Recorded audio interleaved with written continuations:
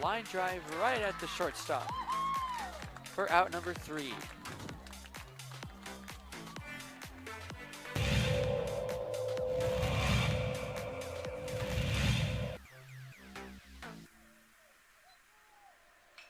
Apodaca ripped to left field. That will bounce in, so it's going to be extra bases as they'll have to chase that one at the wall in the warning track. Flipped up, there's no play at home. So it's an RBI double for Andrew Apodaca.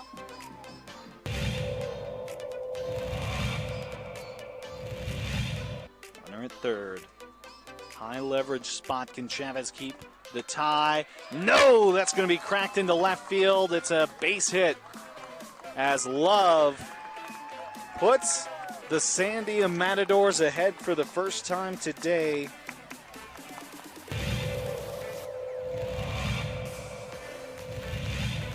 The 0-2. It's upstairs, goes to the backstop, and the run will not score. Gun down at home.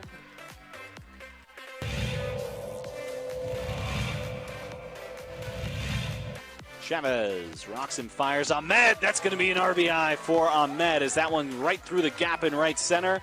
Petrie will scoop that one, and it's looking like a triple as Ahmed plugs into third base, and what a way to score that run for the Matadors.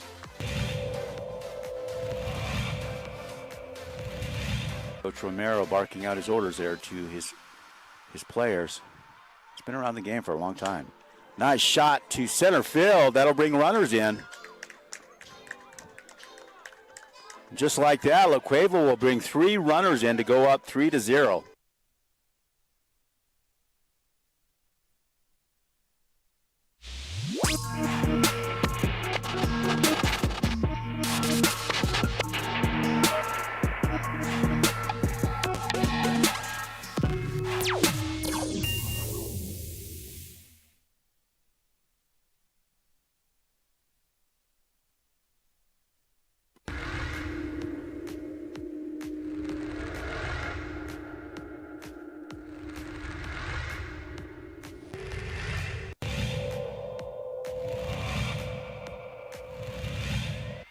Pitch.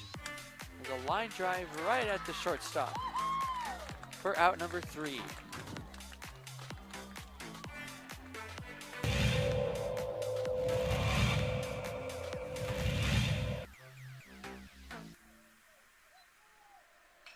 Apodaca ripped to left field.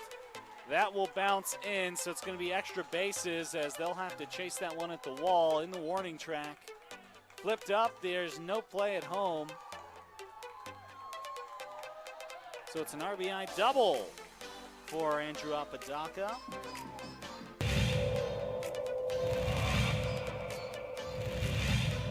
Runner at third.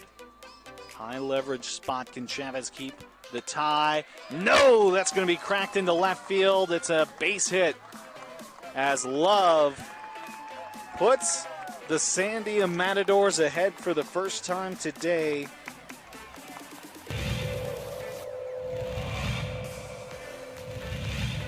The 0-2. It's upstairs, goes to the backstop, and the run will not score. Gun down at home.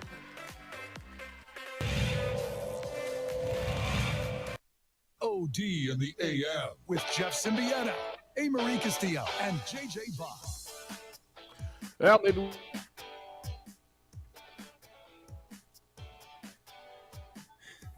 a young man's game, maybe not. What about an old man's game? What we're seeing in this NBA postseason is if you still got a little something left in the tank, you're going to be good to go. How about James Harden joining the party? Everyone's talking about LeBron James and Steph Curry tonight, the 38-year-old, the 35-year-old, and then James Harden last night, 45 points. A playoff career high for the Philadelphia 76ers for James Harden, the most points in the playoff game since Allen Iverson in 2003. Yes. Okay. And what a statement it was in game 1. That's what I love about the postseason. Right. There's just so many moments. that you're going to get in a 7-game series. Boston, it's far from done. It's game 1, but man, what a missed opportunity at home. No Joel Embiid for the 76ers, and they dropped 45 points from James Harden and got it done. And now we turn our attention to the Lakers and Warriors. What it do? Welcome in. It's the opening drive here on 95.9 FM, AM 610, the Sports Animal. JJ Buck Amory working on Jeff Symbieta. Is he there? I think. You with us? Jeff is here. You connected? That's that beautiful technology. Working on it for you this morning. We got so much to get to. And what we're seeing in the NBA playoffs is just unbelievable moments. And no one thought it was going to be James Harden that was going to join the conversation of best playoff moment so far. You had the Jimmy Butler game. You saw what he did against the Milwaukee Bucks, the record-setting Steph Curry 50 points in Game 7. But James Harden's performance, and I credit James Harden a ton because he has adjusted his game. He's in a different part of his career, and yet he was still able to go out there and take over a game against the Boston Celtics that have had far too many moments this postseason where they just do not look like the team that should be the favorite in the Eastern Conference. And that's why it took them a little longer than it should have to get past the Atlanta Hawks. And now all of a sudden they're sitting there going, uh-oh, what do we got going on with the Philadelphia 76ers? Because if they can look like that without Joel Embiid, what happens when that man comes back? Good morning, Amory. Good morning, JJ Buck. Should I say good morning to Jeff? I think Jeff should be with us at this point. Good morning. Yeah. Hey. I started talking, and then I saw your face, and I'm like, I guess I'm not audible anymore. No. And what about now? And just keep it on 505-246-0610. That is the 377 Brewery Hotline, the text line as we get Jeff Symbieta in here. Of course, remotely, league meetings going on, and there's a ton to talk about, too, when it comes to what's going on at the league meetings. And we've heard from coaches at UNM last week, Richard Pitino, Mike Bradbury, Danny Gonzalez yesterday about some things that are on their mind, talking about what they want to see happen, not just in college athletics, but around the Mountain West Conference. And this is a time where everyone is together, the coaches, the athletic directors, button heads, talking about what they want for their conferences. Big 12 maybe taking some events out of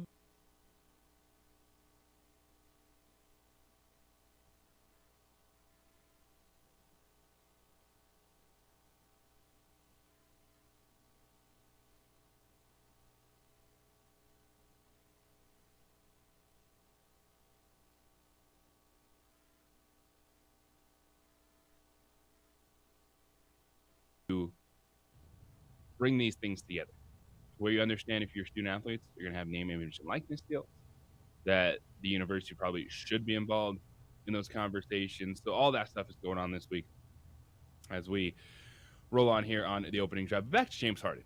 And watching James Harden play in the evolution of his game it's fascinating, because James Harden was definitely one of the guys that figured as he got older, got in a different role, he wasn't going to be able to adapt to that role, as he's a dude that just needs all the shots, that he just has to go out there and score a bunch of buckets.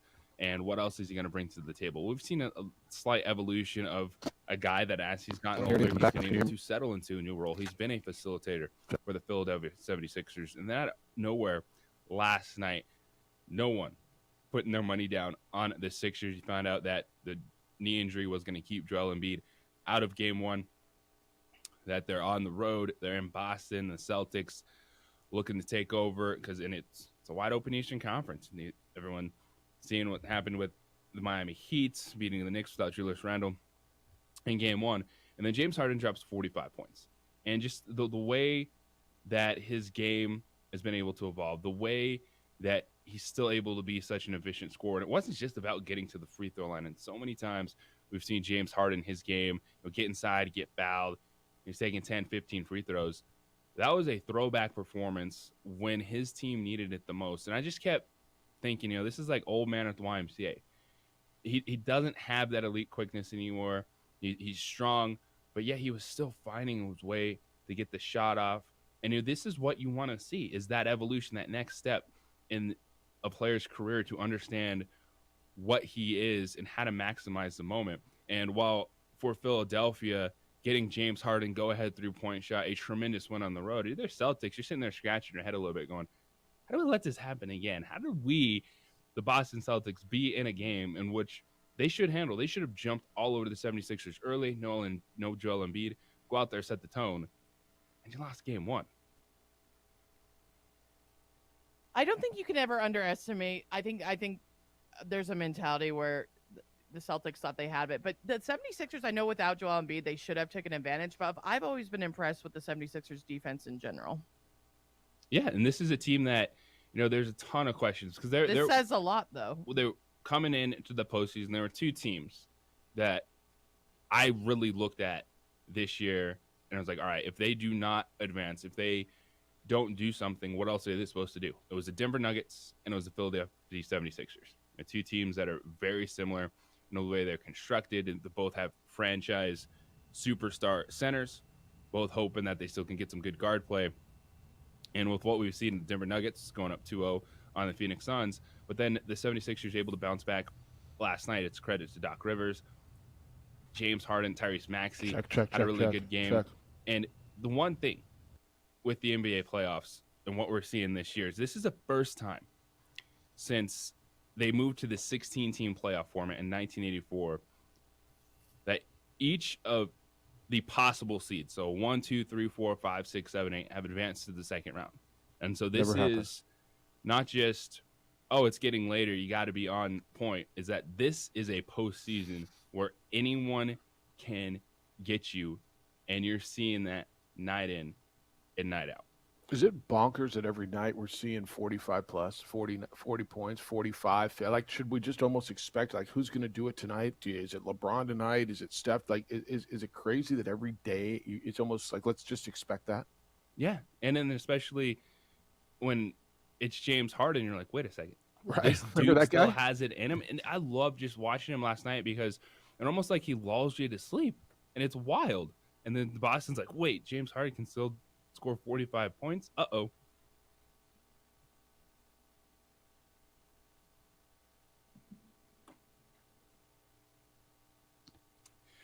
Five 2460610. We'll get this thing worked out with Jeff as he is on location. League meetings today. 377 Brewery Hotline, the Sports Animal text line. As we turn our attention tonight, Steph Curry and LeBron James. Draymond Green said over the weekend, hey, don't be so quick to turn the page. Don't be so quick to put us in the rearview mirror. And who was he talking about, and why was he correct when he said that? Draymond saying something right? Well, yep, Draymond ain't always wrong. It is the opening drive here on 95.9 FM, AM 610, the Sports Animal.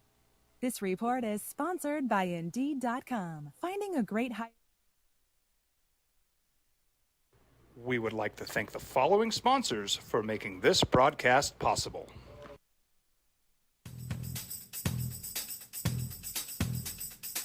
International Protective Services is a proud supporter of ProView Sports and New Mexico Youth Athletics.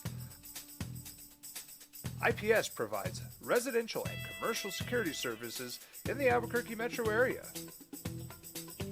For more info, please call 505-897-2420 or visit internationalprotectiveservice.com.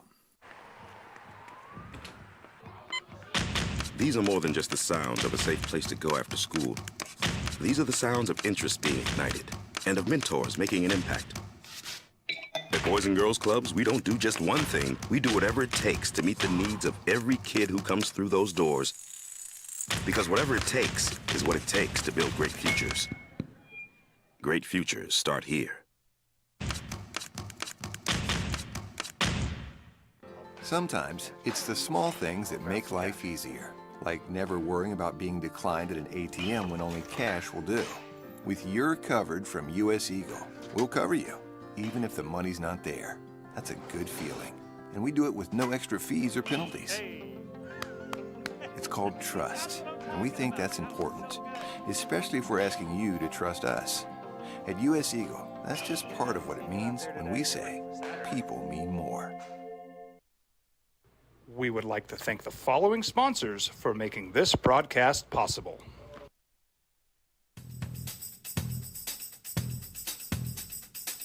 International Protective Services is a proud supporter of ProView Sports and New Mexico Youth Athletics.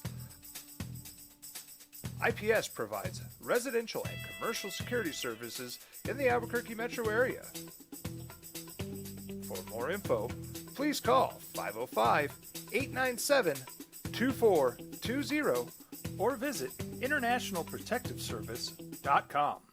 Don't sacrifice quality and flavor when you're in a hurry. Golden Pride offers ribs, fried chicken, green and red chili breakfast burritos, and Frontier Cinnabons.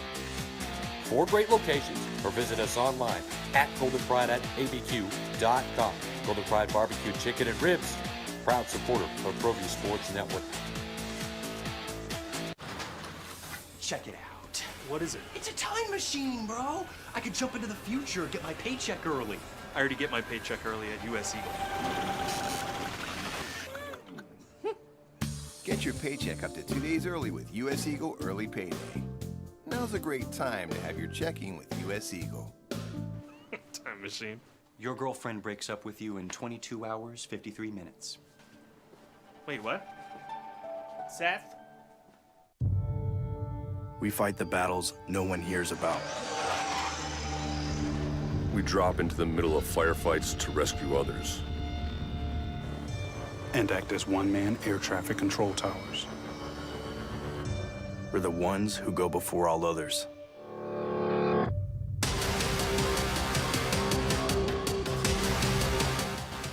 U.S. Air Force Special Warfare are proud supporters of ProView Sports. Hi everyone, my name is Master Sergeant Jacob Groves. I am a Air Force Special Warfare pararescueman. Air Force Special Warfare are proud supporters of ProView Network and New Mexico Youth Sports. Well, maybe you expect it every night, 45, 50 a night. Maybe you expect Chris Paul to get injured every year during the playoffs. Sometimes they tell you expect the unexpected, but maybe this year in the playoffs, expect the expected. It's the opening drive. Good morning to you, Jeff Symbieta, J.J. Buck, A. Marie. JJ, I don't know. Expect a lot big performance every night, and I imagine sometimes in the playoffs, expect Chris Paul to get hurt. It sounds kind of harsh. It's an unfortunate reality because it happens over and over again. Now, this is a little different now for the Phoenix Suns that you have Kevin Durant and Devin Booker, and your trio now is KD, Book, and DeAndre Ayton. So, yes, it hurts to lose your starting point guard, but unlike in past years when Chris Paul went down, yeah, you lost to maybe your number 3 as opposed to your number 2.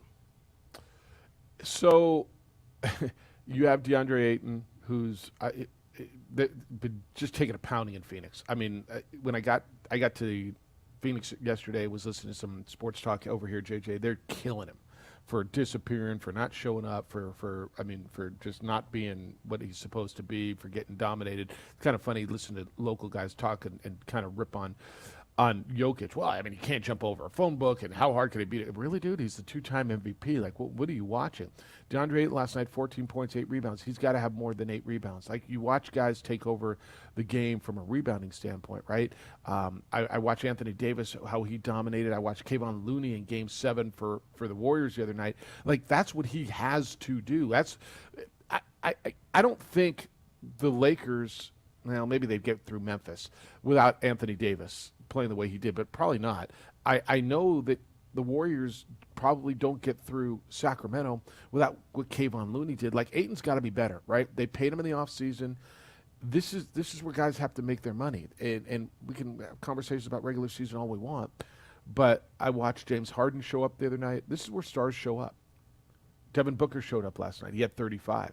Nikola Jokic, 39 points, 16 rebounds. Like, 35 to 40 to 45 is a nightly thing for somebody in the NBA in the playoffs, isn't it?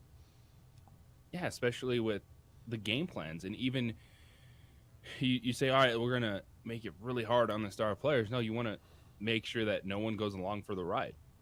with the stars. And Phoenix did that last night because Jamal Murray wasn't there until the fourth quarter. And to your point on DeAndre Ayton, the Phoenix Suns, they need him to be a bruiser and a rebounder. Play as hard as possible against Jokic. Because here's the thing, Jokic, can he jump over phone book? No. But the dude is as strong as anyone in the NBA, probably outside of Joel Embiid, would be the strongest center in the league. He gets on the block. You can't move him. He's got a Dirk Nowitzki-like fadeaway that'll shoot over you. So he's got all the skill in the world. So it has nothing to do with him needing to be Shaq in the athleticism and just dunking the entire game. And it's what they destroyed the Phoenix Suns with in the fourth quarter, as Phoenix decided to clank every shot possible in the fourth quarter. The Nuggets executed offensively, got buckets from their star, 27-14 in the fourth quarter. And that's what playmaking, that's what execution will get you when it counts. Nobody's got to defend Nikola Jokic. Let's be very, very clear. I mean, if anybody's got to defend Nikola Jokic, well, I mean, yeah, you're not watching basketball and you don't understand the game, okay? And that's cool if you don't. If you just kind of dropped in and watched, wow, those other guys were really athletic, and that big guy in the middle, yeah, you don't have to defend Nikola Jokic, what he's doing. The other side of this coin, what a win for the Nuggets, and to hold serve at home, look like the better team, going to Phoenix for Game 3, relatively healthy, and the Suns without their point guard. Look, when you get through the first three, right after when you say Durant and Booker, and what did Durant have, like 19 or something? When you go through Durant, Booker, Chris Paul, I guess Ayton, Nuggets are better. Like a lot of teams are better. When they made their trade, the Phoenix Suns made that trade to get Kevin Durant. JJ, they gave up a lot. They gave up a lot of that depth that made them that team that made the championship run to the finals a couple of years ago. They gave up a lot of that depth. And when you watch teams, there's always a few dudes who are A, playing defense, B, getting key rebounds, and every once in a while hitting that key shot. And after that big three, and maybe if you want to say with 8 and 4, the Nuggets are the number 1 seed and the most quiet number 1 seed I'd ever seen in my life. And that's a big win for them yesterday. Yeah, it's because Phoenix is getting nothing, like zero, zilch. They got 4 points from their bench, and it's one way. If you're the Nuggets, it wasn't even that much more. They had 9 points for Bruce Brown. Jeff Green played 16 minutes, 2 points, 4 rebounds. The rookie Christian Brown off the bench, 16 minutes, 2 points, 3 rebounds. So it's not like the Denver bench was great themselves, but they don't have a giant black hole coming off the bench. Like, the Nuggets are still a team that if Jokic isn't on the floor, they're in trouble. And so that's really the challenge for Michael Malone, is balancing in the second half when you're able to rest Jokic before you need to put him back on the floor, because he played 41 minutes in that game. But the second round of the playoffs, this is it. This is what you're going to do. There's not many teams that have the luxury of sitting their stars and being good, but the Nuggets, they have more aggressive players off the bench, because Bruce Brown has been in and out of the starting lineup. He's their 6th man right now, and he's giving you more than anyone on Phoenix. If I'd have told you yesterday Jamal Murray coming off that great game 1 is only going to score 10 points, how do you feel about that? Would you thought they win the game? No. The Nuggets? I wouldn't have either. You get 16 out of Gordon and 14 out of Caldwell Pope, who, by the way, missed how many open shots in game 1 just to put that thing away. So he hasn't been shooting well, 5 of 6 yesterday. But on the other side, right, you get 24 from Durant and 35 from Booker. You think, okay, I feel pretty good about that if I'm Phoenix, especially if you're telling me Jamal Murray is only going to score 10 points. However, right, and that's where second chance shots come, clutch shots go. And now without Chris Paul, so I mean, I don't know. Chris Paul's on the back end of this thing, right? And he's chasing a ring, and that, it's a feel-good story. I don't know that I think he's a great point guard anymore, and I know some people argue with me that. He's been great for this league. I don't know that I think he is anymore. I don't know what he's got left to go in and night out. But there's that experience, and there's something you trust about him. But there's nobody behind him. It's not like you say, well, all right, he's not there, we're going to give. What do you got? To your point, they scored 4 points off their whole bench last night. And the thing with Chris Paul is he's still a playmaker. And in the 25 minutes he played last night, 6 assists, no turnover. And now the Suns are just ISO dominant basketball. It's just Kevin Durant, Devin Booker taking turns offensively, so you're not getting any space, you're not getting any motion in the offense, and that's going to be a challenge to open up shots for everyone else. And that's a team you look at Phoenix and you go, how did they only score 87 points? And listening to Kenny Smith last night on TNT postgame, he brought up the point, and you don't think about it because going into this series, I was like, yeah, this is going to be a shootout. Both these teams are just going to go up down the floor. And he said that Monty Williams, he's got to slow the game down. And that makes sense. There's actually less possessions when you don't have the scorers, when you don't have the shooters. Like, the Suns are not a good three-point shooting team. If you're going to play a lot of isolation basketball, you cannot be giving opponents a ton of possessions, even when you have the scorers like Kevin Durant and Devin Booker on the floor. And now without Chris Paul to create some of those opportunities, this is going to be a heck of a coaching challenge for Monty Williams. And then all eyes on Kevin Durant. Even, he came mid-season, but everyone turned their attention to the Suns and said, this is the team in the Western Conference. You got KD, you got Devin Booker. How are these guys going to handle it now? That's a great point that he made. I mean, they were 6 of 31 from three-point. Kevin Durant was 2 of 12 shooting threes last night. Like, when you look at them, who's their best three-point shooter? When you look at them and say, okay, somebody's going to hit is it Kevin Durant? Is it Devin Booker? I mean, that's it, right? Where are they getting offense from? And as good as you say those two guys are, I mean, it kind of feels this would be a light version of it. But when you said, all right, let's put Kyrie and Luka together, and everybody went, oh, my goodness, Kyrie and Luka together, that's an unbelievable pair. Well, okay, but then what else, right? First of all, Kyrie and Luka didn't work together. And then what else is there? I think Kevin Durant and Devin Booker can work together. But I think it's been proven, and LeBron's proven this over years, it can't be just one or two guys anymore. You can put that dynamic duo together at the top. I just don't know that I think Chris Paul is that guy anymore.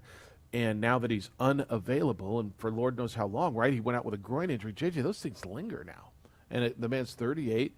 And, I mean, I don't want to say he's oft injured, but it's kind of this time of year, he goes down pretty much every year. In the postseason. And it's funny, the NBA's, we've kind of seen this evolution. It went from the Big Three era to this star duo era, but role players matter. That's why the Los Angeles Lakers blew up their whole team mid-season. They're like, well, we got LeBron and AD. How do we make this work around them? And right now you're seeing that's the challenge is you got your two star players in Phoenix, but it costs you the role players to get them. And now you're going to have to rebuild that rotation because, all right, you got those dudes, but you're behind everyone else when it comes to the role players. Yeah, and how patient are you going to be about that, right? I mean, I guess you're not going to have a choice because this is what it is. I watched this, and JJ, Denver's a better team. Don't you think? When you watch that game the last two nights, the last two games, I mean, they're a better team. Yeah, well, Jeff, they won the game. Of course they're. No, better team doesn't always win a game. They're up 2-0 now. Look, this thing can swing when it goes back to the Valley, but I in those two games. So what they did in the fourth quarter with Jamal Murray, 1 of 10 going into the fourth quarter, and then them being able to find shots from, as you said, the other players while Kevin Durant and Devin Booker clank, clank, clank. Like some of those shots are probably going to fall in the fourth quarter in Phoenix. But that's how you win games. You take advantage of moments when the other team doesn't have it. That's why the Nuggets are up 2-0. Yeah. All right. Did you already? Well, it doesn't matter if you did because I guess it's a little later now. Eddie Nunez will be with us at 8 o'clock this morning, the athletic director at the University of New Mexico. So spring meetings are going on. The league meetings are going on in Scottsdale. And so what are the big issues, right? Is it television? Is it NIL? Is it transfer portal? Is it schedule? Is it all of the above? Is it CFP?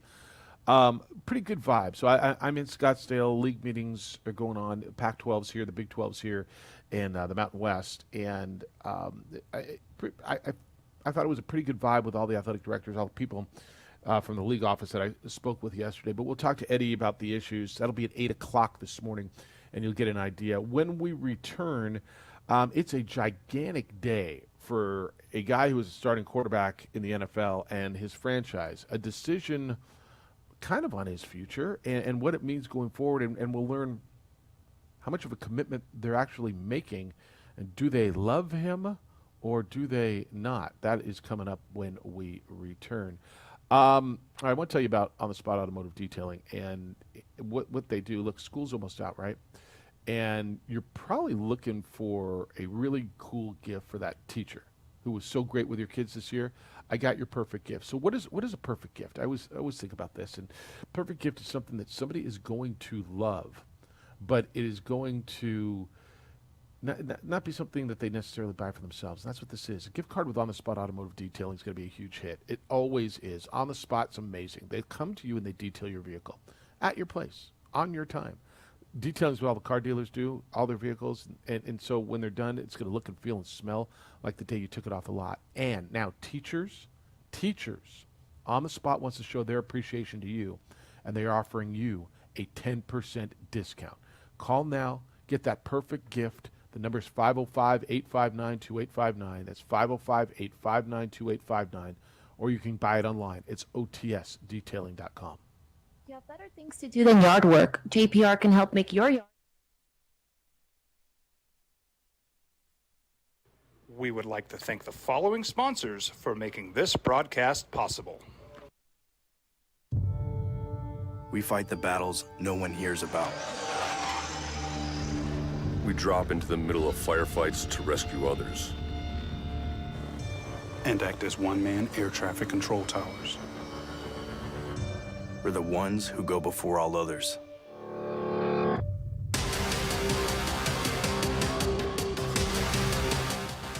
U.S. Air Force Special Warfare are proud supporters of ProView Sports.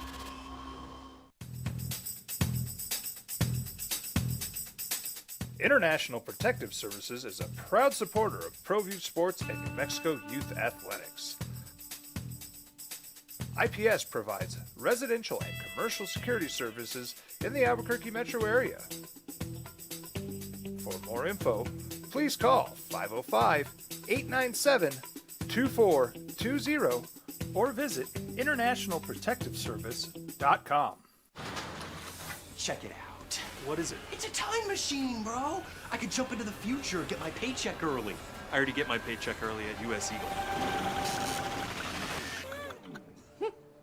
Get your paycheck up to 2 days early with US Eagle Early Payday. Now's a great time to have your checking with US Eagle. Time machine. Your girlfriend breaks up with you in 22 hours, 53 minutes.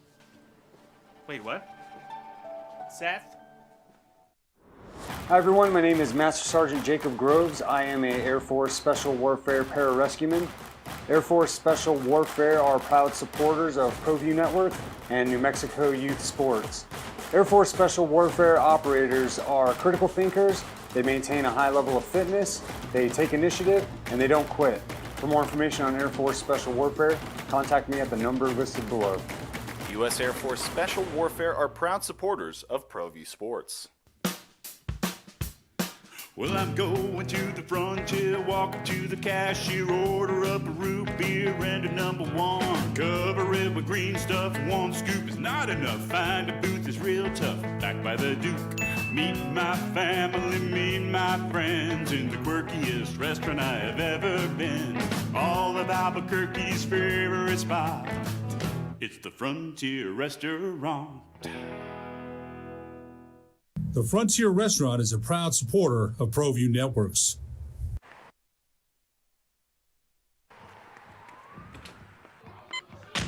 These are more than just the sounds of a safe place to go after school. These are the sounds of interest being ignited and of mentors making an impact. At Boys and Girls Clubs, we don't do just one thing. We do whatever it takes to meet the needs of every kid who comes through those doors. Because whatever it takes is what it takes to build great futures. Great futures start here. Sometimes it's the small things that make life easier, like never worrying about being declined at an ATM when only cash will do. With You're Covered from US Eagle, we'll cover you, even if the money's not there. That's a good feeling. And we do it with no extra fees or penalties. It's called trust, and we think that's important, especially if we're asking you to trust us. At US Eagle, that's just part of what it means when we say people mean more. We fight the battles no one hears about. We drop into the middle of firefights to rescue others. And act as one-man air traffic control towers. We're the ones who go before all others.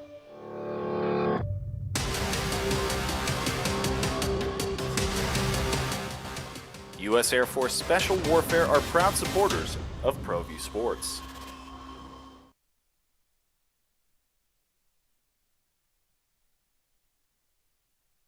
We would like to thank the following sponsors for making this broadcast possible. As a mom, I try to make the best choices for my family and our health. That's why I choose Western Sky Community Care. It's a Medicaid plan with quality health coverage and special benefits like Boys and Girls Club membership credit, additional dental benefits, and wellness and support programs. I decide which Medicaid plan is right for us. I choose Western Sky Community Care. Learn more about Western Sky Community Care by visiting discoverwesternsky.com today. Don't sacrifice quality of flavor when. But you got a decision to make. What's up to you? It's the opening drive. Jeff, JJ, Amory. Glad you're with us on 95.9 FM and AM 610 Sports Animal. So JJ, the teams and in this case the Packers have until today. They have to decide if they're going to offer the fifth-year option to Jordan Love. And what do? Here's a guy that you have.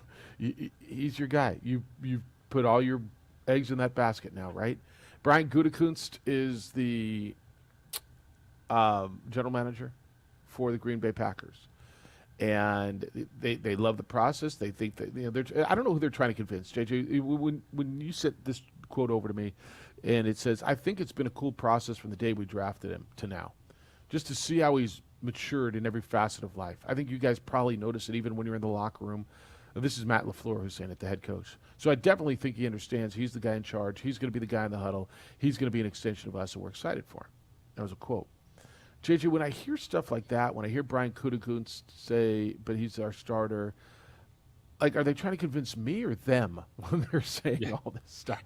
They're trying to convince themselves, because right now you're guaranteeing that player the money next year by picking up the fifth-year option today. And how much is it? Knowing what he's going to be. And the fifth-year option for Packers quarterback Jordan Love would be $20.2 million next year. It'd be guaranteed money for the former first-round pick. But it's still, I think, a bet you have to make if you're the Packers, because that's still cheaper than a franchise tag on a quarterback. And so if you get a solid year out of Jordan Love, you're like, you know what, there's something there. We can run it back one more year and then start looking at if we actually are going to extend this guy. He's going to be the quarterback for our future. Well, it's an expensive bet to make because you're guaranteeing $20 million to a dude that hasn't played a full NFL season. It's still the cheaper bet than, say, if he does have a good year and you're like, we like what we have in Jordan Love, then you put the franchise tag on him, and then that's an extra, $17 million then?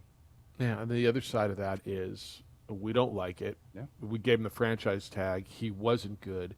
We're back in the quarterback market. Oh, and by the way, we owe this guy $20 million, right? And so, yeah, you're right. It is a gamble. And you look at other guys the guys you sent me, were those all in the same class, Chase Young and those guys? Yeah, so those are some of the notable names that stood out to me. I'm looking from that class of the players that either had their option picked up or haven't. Like other ones that we've talked about, it's no brainer, like CeeDee Lamb, Justin Jefferson, Joe Burrow, Justin Herbert, because you figure in the next month or next 2 months you'll hear long-term extensions for those players for sure. So Chase Young was not picked up. It would have been and these are all slotted from where they were drafted. Is that how that is? $17.4 million. And Jerry Jeudy, they picked up his option at almost $13 million. Position, because Chase Young was number one. Yeah, versus where Jordan Love was. But the quarterback's going to cost you more. Yeah, it's interesting. Oh, because it's based on percentage. Yeah, it's interesting. I don't know that they have a choice, to be honest with you. I think don't you think they're going to pick it up? You remember last year the Giants did not pick up Daniel Jones, if you recall, right? So he was their starting quarterback. So this isn't unprecedented. He was their starting quarterback a year ago, and they're like, yeah, but we're not going to pick up his option. He went out, had the best year of his career. He hasn't got paid yet, though, has he? Yeah, he got like that $160 Oh yeah, he million did. deal. Yeah, he did. So he turned it into a payday. I imagine they could do that, right? So if they don't, Jordan Love has a good year. Is Jordan Love a free agent this year, or going into He'd next be year? a free agent after This season, year. and it's one that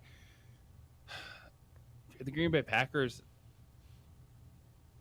I don't know if you can pick up that option ultimately. Like, even if you say, hey, if he has a good year, we'll lock into him for $20 million. But also, I think you want that freedom to either say, hey, you know what, Jordan, we like you. Here's a cheaper long-term deal. As you said, just like the Daniel Jones situation. But I don't think you can guarantee yourself into paying that dude $20 million, because that's what it is. It's a guaranteed contract for next season if you pick up that option. Yeah, I imagine what's your risk if you don't? So your risk is he comes out and looks like Aaron Rodgers and becomes a free agent, and you try to give him $25 million next year, and he's like, yeah, I'm going to test the market, and all these teams are going to need quarterbacks next year, because every year there's all these teams who need quarterbacks, right? I mean, every year about now we go, wow, they're loaded. Gosh, all the quarterback vacancies are filled, and then there's 8 teams who need a freaking quarterback, right? So that's your risk, and you know what, JJ, kind of like it your way too, because if he does have a good year, he's your starting quarterback, and yeah, it's going to cost you a little bit more, but I think that'd be a good situation to be with. All right, it cost me a little bit more, but I know I got my guy, or at least I'm a little bit more secure that I got my guy, and let's go forward then, as opposed to now where, man, I don't know. He looks good. He's matured. He looks good in the locker room. He knows he's the guy, but can he play football? Yeah, Matt LaFleur, their head coach, that's the right thing to say. That's the right message to put out there for the locker room, for the fan base. And I think from the front office perspective, you say, all right, Jordan, you're our starting quarterback this season, but you got to go out there and prove it. And then if we're sitting back going, wow, we got to pay you some money, that's the place you want to be. Yeah, it's a great problem to have. Do you think they do it, or do you think they pass on it? And the other part of this is, do you upset the guy? What does it do to your relationship with your starting quarterback, right? I mean, for Daniel Jones, it motivated him, obviously, and he turned into a career year and turned into a contract. But is that a part of it, the relationship piece? I think if you Jordan Love, you'd probably be frustrated. Like, what was I supposed to? I was stuck behind Aaron Rodgers. But then at the same time, you got to realize, well, I haven't done anything yet. So I have to go out there and seize this moment, seize this opportunity where I am the starting quarterback for the Green Bay Packers. Yeah. So you think they're going to opt to not do it, huh? I think they opt to not do it. Okay. All right. 505-246-0610. I probably should give out phone numbers today. Area code 505-246-0610. Your emails come in this morning. Jeff at sportsanimалabq.com. JJ at sportsanimалabq.com. Twitter. A. Marie's at part-time bro. JJ's at _JJ Buck. JJ, Dan just sent me this email. It says, the OD may have clinched award hardware for 2023. And the subject line is Jeffrey spewing. May have clinched it yesterday with Jeffrey spewing on camera while Juan Jose and Gato Estefe were trying to hold it together. So he was watching on ProView Network. So, A. Marie, towards the end of the show yesterday. What'd I miss? I was drinking coffee, and JJ was talking. I took a big swig of coffee, and it was all coffee grinds. And it was like lukewarm, and like on my shirt, and I couldn't stop spitting coffee grinds out. Yeah, so those guys were holding it together, and as I was gargling coffee grinds. You know what? I don't know why I trust the coffee in the kitchen anymore. You've got a beautiful Keurig right there. I'll just bring in a box. Yeah, we gotta get some pods in here. It's just the easy answer. All right, Eddie Nunez is going to be with us coming up at 8:00 this morning. JJ, when we come back, Deion Sanders is making like he's the thing, right? Everybody loves Deion. Everybody's in love with Deion.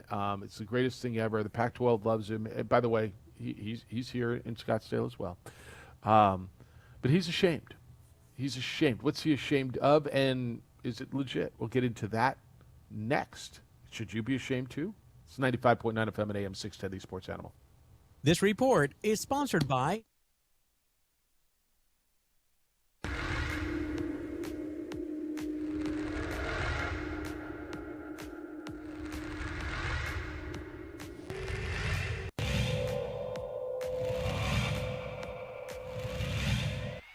Pitch is a line drive right at the shortstop for out number 3.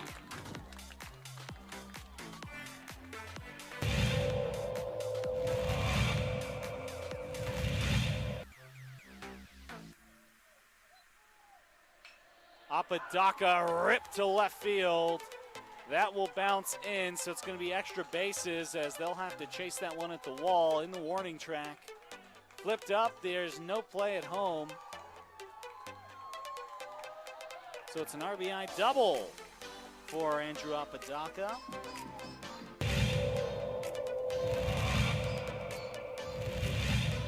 Runner at third.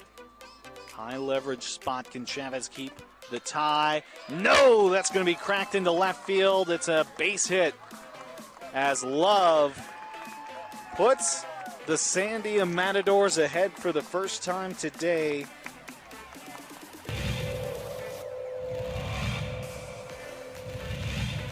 The 0-2. It's upstairs, goes to the backstop, and the run will not score. Gun down at home.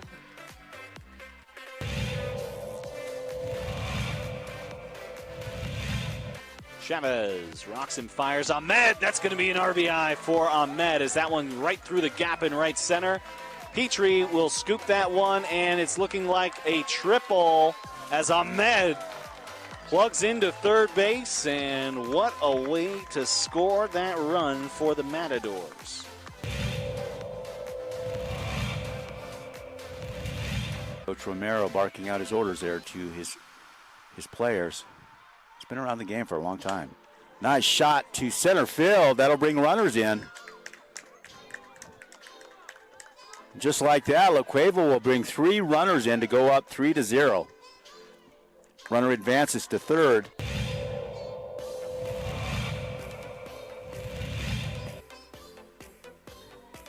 Shot to center. That looks good. That's gone.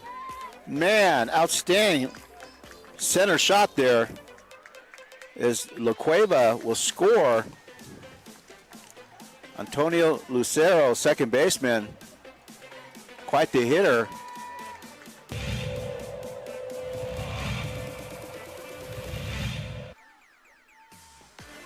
Shot to third, and good catch, and she gets the out.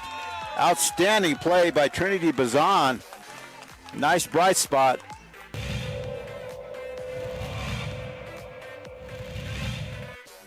Costly errors allowed Cleveland to get 1 run back. That one hit on the ground to the left side.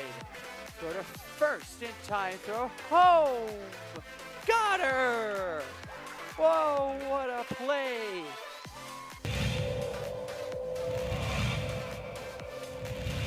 Next door or something.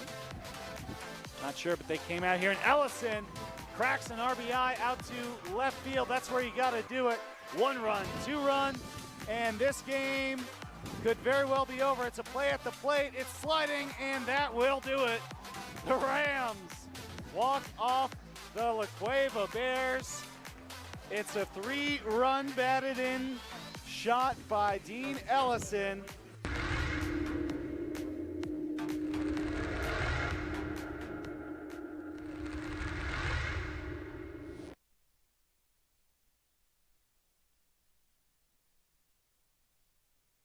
We would like to thank the following sponsors for making this broadcast possible.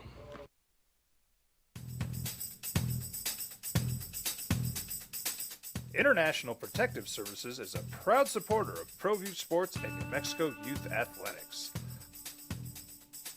IPS provides residential and commercial security services in the Albuquerque metro area.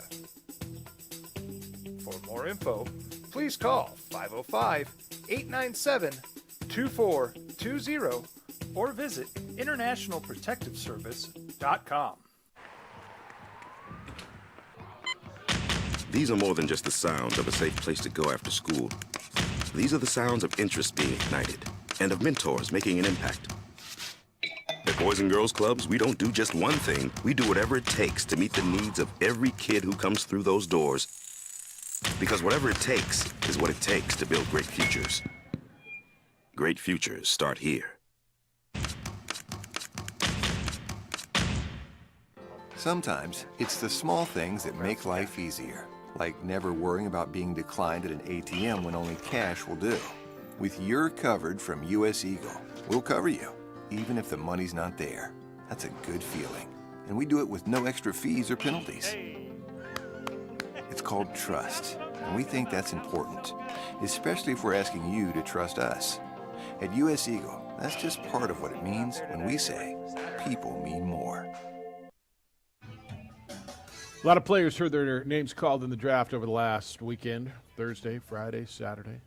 But only one player from HBCU, a historically black college and university, and that was Isaiah Bolden. The Patriots took him in the 7th round. He's a cornerback, defensive back, and punt returner, kick returner. Played at Jackson State for Deion Sanders. Deion, of course, now the head coach at Colorado. And Deion is ashamed of the NFL. So should you be ashamed? Should we be ashamed of what happened? Prime put out a tweet. So proud of you. You deserve to be drafted much higher, but I'm truly proud of you. I know how much you want this. Then he said, I'm ashamed of the 31 other NFL teams that couldn't find draft value in capital ALL, all of the talented HBCU players, and we have 3 more draft worthy at Jackson State. That was his tweet. JJ, I don't know what to make of it, and I know I've listened to a lot of commentary on this, and I don't know. I just can't sit here and tell you I know where any of those players should be or were on draft boards. But I'm going to guess that they're not. I mean, I watch guys from Division II schools and FCS schools get drafted, and I always hear, if you can play, they will find you, right? Do you hear that all the time? If you can play, they'll find you. And I don't know enough about where any of these players that Deion's referring to, where they should fall, how they are in comparison to guys who got drafted. Look, Jerry Rice went to Mississippi Valley State University, right? They found him there. There's a litany of really, really good players, Doug Williams, and it goes on and on, from HBCUs.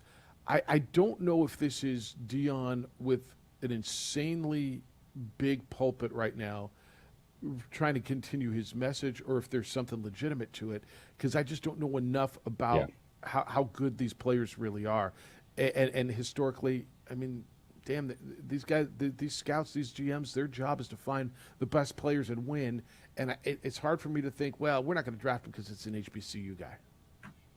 The one thing I do appreciate about Deion Sanders is he's continuing the message. And he didn't just abandon HBCU despite what so many people tried to say when he took the Colorado job. It was, he was fake and he's a sellout and all those things. So, he's still flying the banner. And so I appreciate that from Deion Sanders. But there's, so much that goes into that. And Deion knows that firsthand. Man, he's one of the best players in the league. And he saw it year in and year out in those locker rooms of how teams come together. But there's something special about getting drafted and seeing your name pop up. And we saw that firsthand this weekend with Jarek Reed. No doubt. And it's easy for everyone to say, because we were talking with Danny Gonzalez about it yesterday. Oh, you want to be an undrafted free agent so then you can pick your destination. You can look at a roster and say, oh, no, maybe I have a best chance of being a linebacker on this team over here, as opposed to if they were to select me. But there's something special about that. Like that moment, you're sitting there.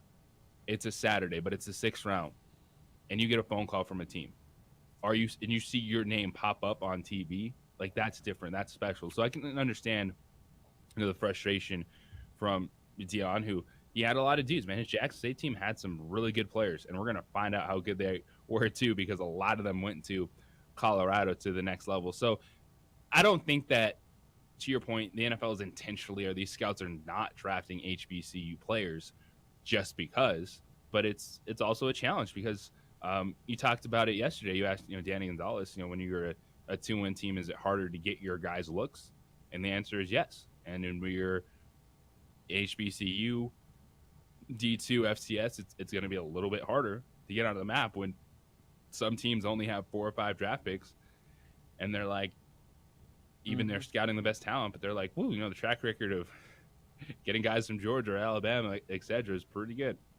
If you missed the conversation, by the way, with Danny yesterday, it's available. You can find it wherever you get podcasts. It's up on our website, sportsanimalabq.com, and wherever you get your stuff. It was really, I thought, interesting perspective when it comes to the draft. And Danny gave you his thoughts on not only Jarek Reed, the Lobo safety who got drafted by Seattle, but Jordan Bird and Keyshawn Banks from San Diego State, who he coached and recruited, and both have opportunities at free agents. JJ,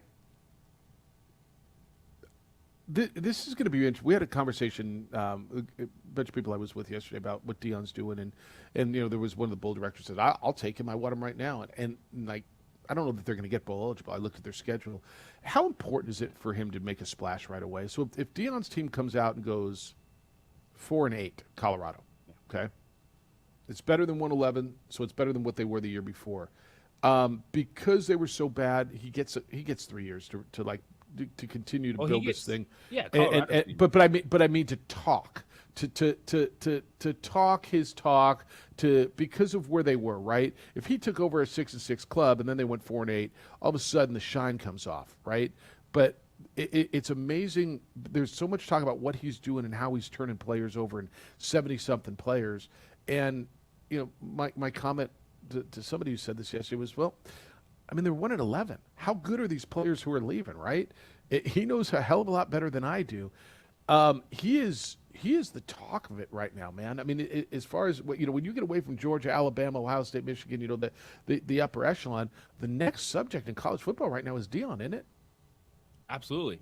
And I think Deion, he could go 0-12 the next 3 years, and he's still going to be Deion Sanders, and he's still going to be talking. No, but because of that, I think in the court of public opinion, he's not going to get any time at Colorado. They're going to say, all right, you came in, you blew up that roster. You don't get – I don't think just a regular college football fan is going to sit there and be like, oh, yeah, that's a good process, Deion, watching what he's done, the way he acts, the way he talks. I don't think he's going to get any time from just Joe college football fan. You see them being better than 4-8 this year? They open up with TCU. They got Nebraska. They end up, I think, we looked at that schedule the other day. They end up like Oregon, USC, and Utah. I mean, where are they getting 6 wins? I mean, I'd love to see it. I think it'd be good for college football. That's why I'm saying that, how does that process go? We're going to talk college athletics when we come back. It's the spring meetings for the Mountain West Conference, along with the Pac-12 and the Big 12 in Scottsdale. And so what's the big topics, and what does it mean for the University of New Mexico moving forward and the Mountain West? Eddie Nunez is in on these meetings. He's the athletic director and vice president of athletics at the University of New Mexico. He's going to join us from Scottsdale. That's coming up next. Make sure you stay with us. Good morning to you. It's the opening drive on 95.9 FM at AM 610, the Sports Animal. Jim. We would like to thank the following sponsors for making this broadcast possible. We fight the battles no one hears about. We drop into the middle of firefights to rescue others. And act as one-man air traffic control towers. We're the ones who go before all others.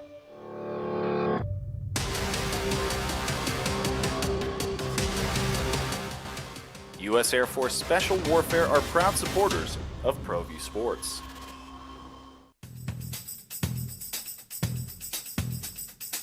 International Protective Services is a proud supporter of ProView Sports and New Mexico Youth Athletics. IPS provides residential and commercial security services in the Albuquerque metro area. For more info, please call 505-897-2420 or visit internationalprotectiveservice.com. Check it out. What is it? It's a time machine, bro. I could jump into the future, get my paycheck early. I already get my paycheck early at US Eagle. Get your paycheck up to 2 days early with US Eagle Early Payday. Now's a great time to have your checking with US Eagle. Time machine. Your girlfriend breaks up with you in 22 hours, 53 minutes. Wait, what? Seth? Hi everyone, my name is Master Sergeant Jacob Groves. I am a Air Force Special Warfare Pararescueman. Air Force Special Warfare are proud supporters of ProView Network and New Mexico Youth Sports. Air Force Special Warfare operators are critical thinkers. They maintain a high level of fitness, they take initiative, and they don't quit. For more information on Air Force Special Warfare, contact me at the number listed below. U.S. Air Force Special Warfare are proud supporters of ProView Sports. Well, I'm going to the frontier, walk up to the cashier, order up a root beer and a number one. Cover it with green stuff, one scoop is not enough. Find a booth is real tough, back by the Duke. Meet my family, meet my friends in the quirkiest restaurant I have ever been. All of Albuquerque's favorite spot, it's the Frontier Restaurant. The Frontier Restaurant is a proud supporter of ProView Networks. These are more than just the sounds of a safe place to go after school. These are the sounds of interest being ignited and of mentors making an impact. At Boys and Girls Clubs, we don't do just one thing. We do whatever it takes to meet the needs of every kid who comes through those doors. Because whatever it takes is what it takes to build great futures. Great futures start here. Sometimes it's the small things that make life easier, like never worrying about being declined at an ATM when only cash will do. With your covered from US Eagle, we'll cover you, even if the money's not there. That's a good feeling. And we do it with no extra fees or penalties. It's called trust, and we think that's important, especially if we're asking you to trust us. At US Eagle, that's just part of what it means when we say, people mean more. We fight the battles no one hears about. We drop into the middle of firefights to rescue others. And act as one-man air traffic control towers. We're the ones who go before all others.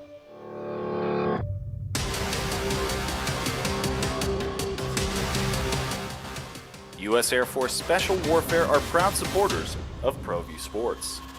OD in the AM with three-time New Mexico Sportscaster of the Year, Jeff Symbieta, A. Marie Castillo, and JJ Bach. A beautiful morning. Good morning to you, wherever and however you're listening to us. We get texts from Texas and California today. We're in Arizona. You guys are back in the Burque. Technology is a beautiful thing when it works, isn't it? It's the opening drive. Jeff Symbieta, JJ Buck. We'll get back to your phone calls coming up in a little bit at 505-246-0610. Spring meetings happen the first week in May for the Mountain West and a lot of other leagues every year. And what happens at these meetings and what are the issues? And so the Mountain West, the Pac-12, Big 12 are in Scottsdale, and everybody's going to be in Scottsdale with a big Fiesta Frolic. Is it still called the Frolic Fiesta? I think that's what it is still, later this week. And so what are the big issues? And I sensed a really good vibe from most of the people I talked to. Eddie Nunez is the athletic director at the University of New Mexico. He is in Scottsdale and joins us this morning on the Sports Animal. Good morning, Eddie. How you living? Good morning. How are you? Life's good. I looked outside. It's beautiful. The wind stopped. The air looks cleaner. It looks like a perfect day in Scottsdale, doesn't it? It does, actually. It was a great run this morning, so I got to enjoy a little bit of the weather. Boy. And by the way, it's not called the Fiesta Frolic. It's called the Fiesta Summit. That's right. Come on, man. Right. Let's get this right. Come on. I knew there was a different going on.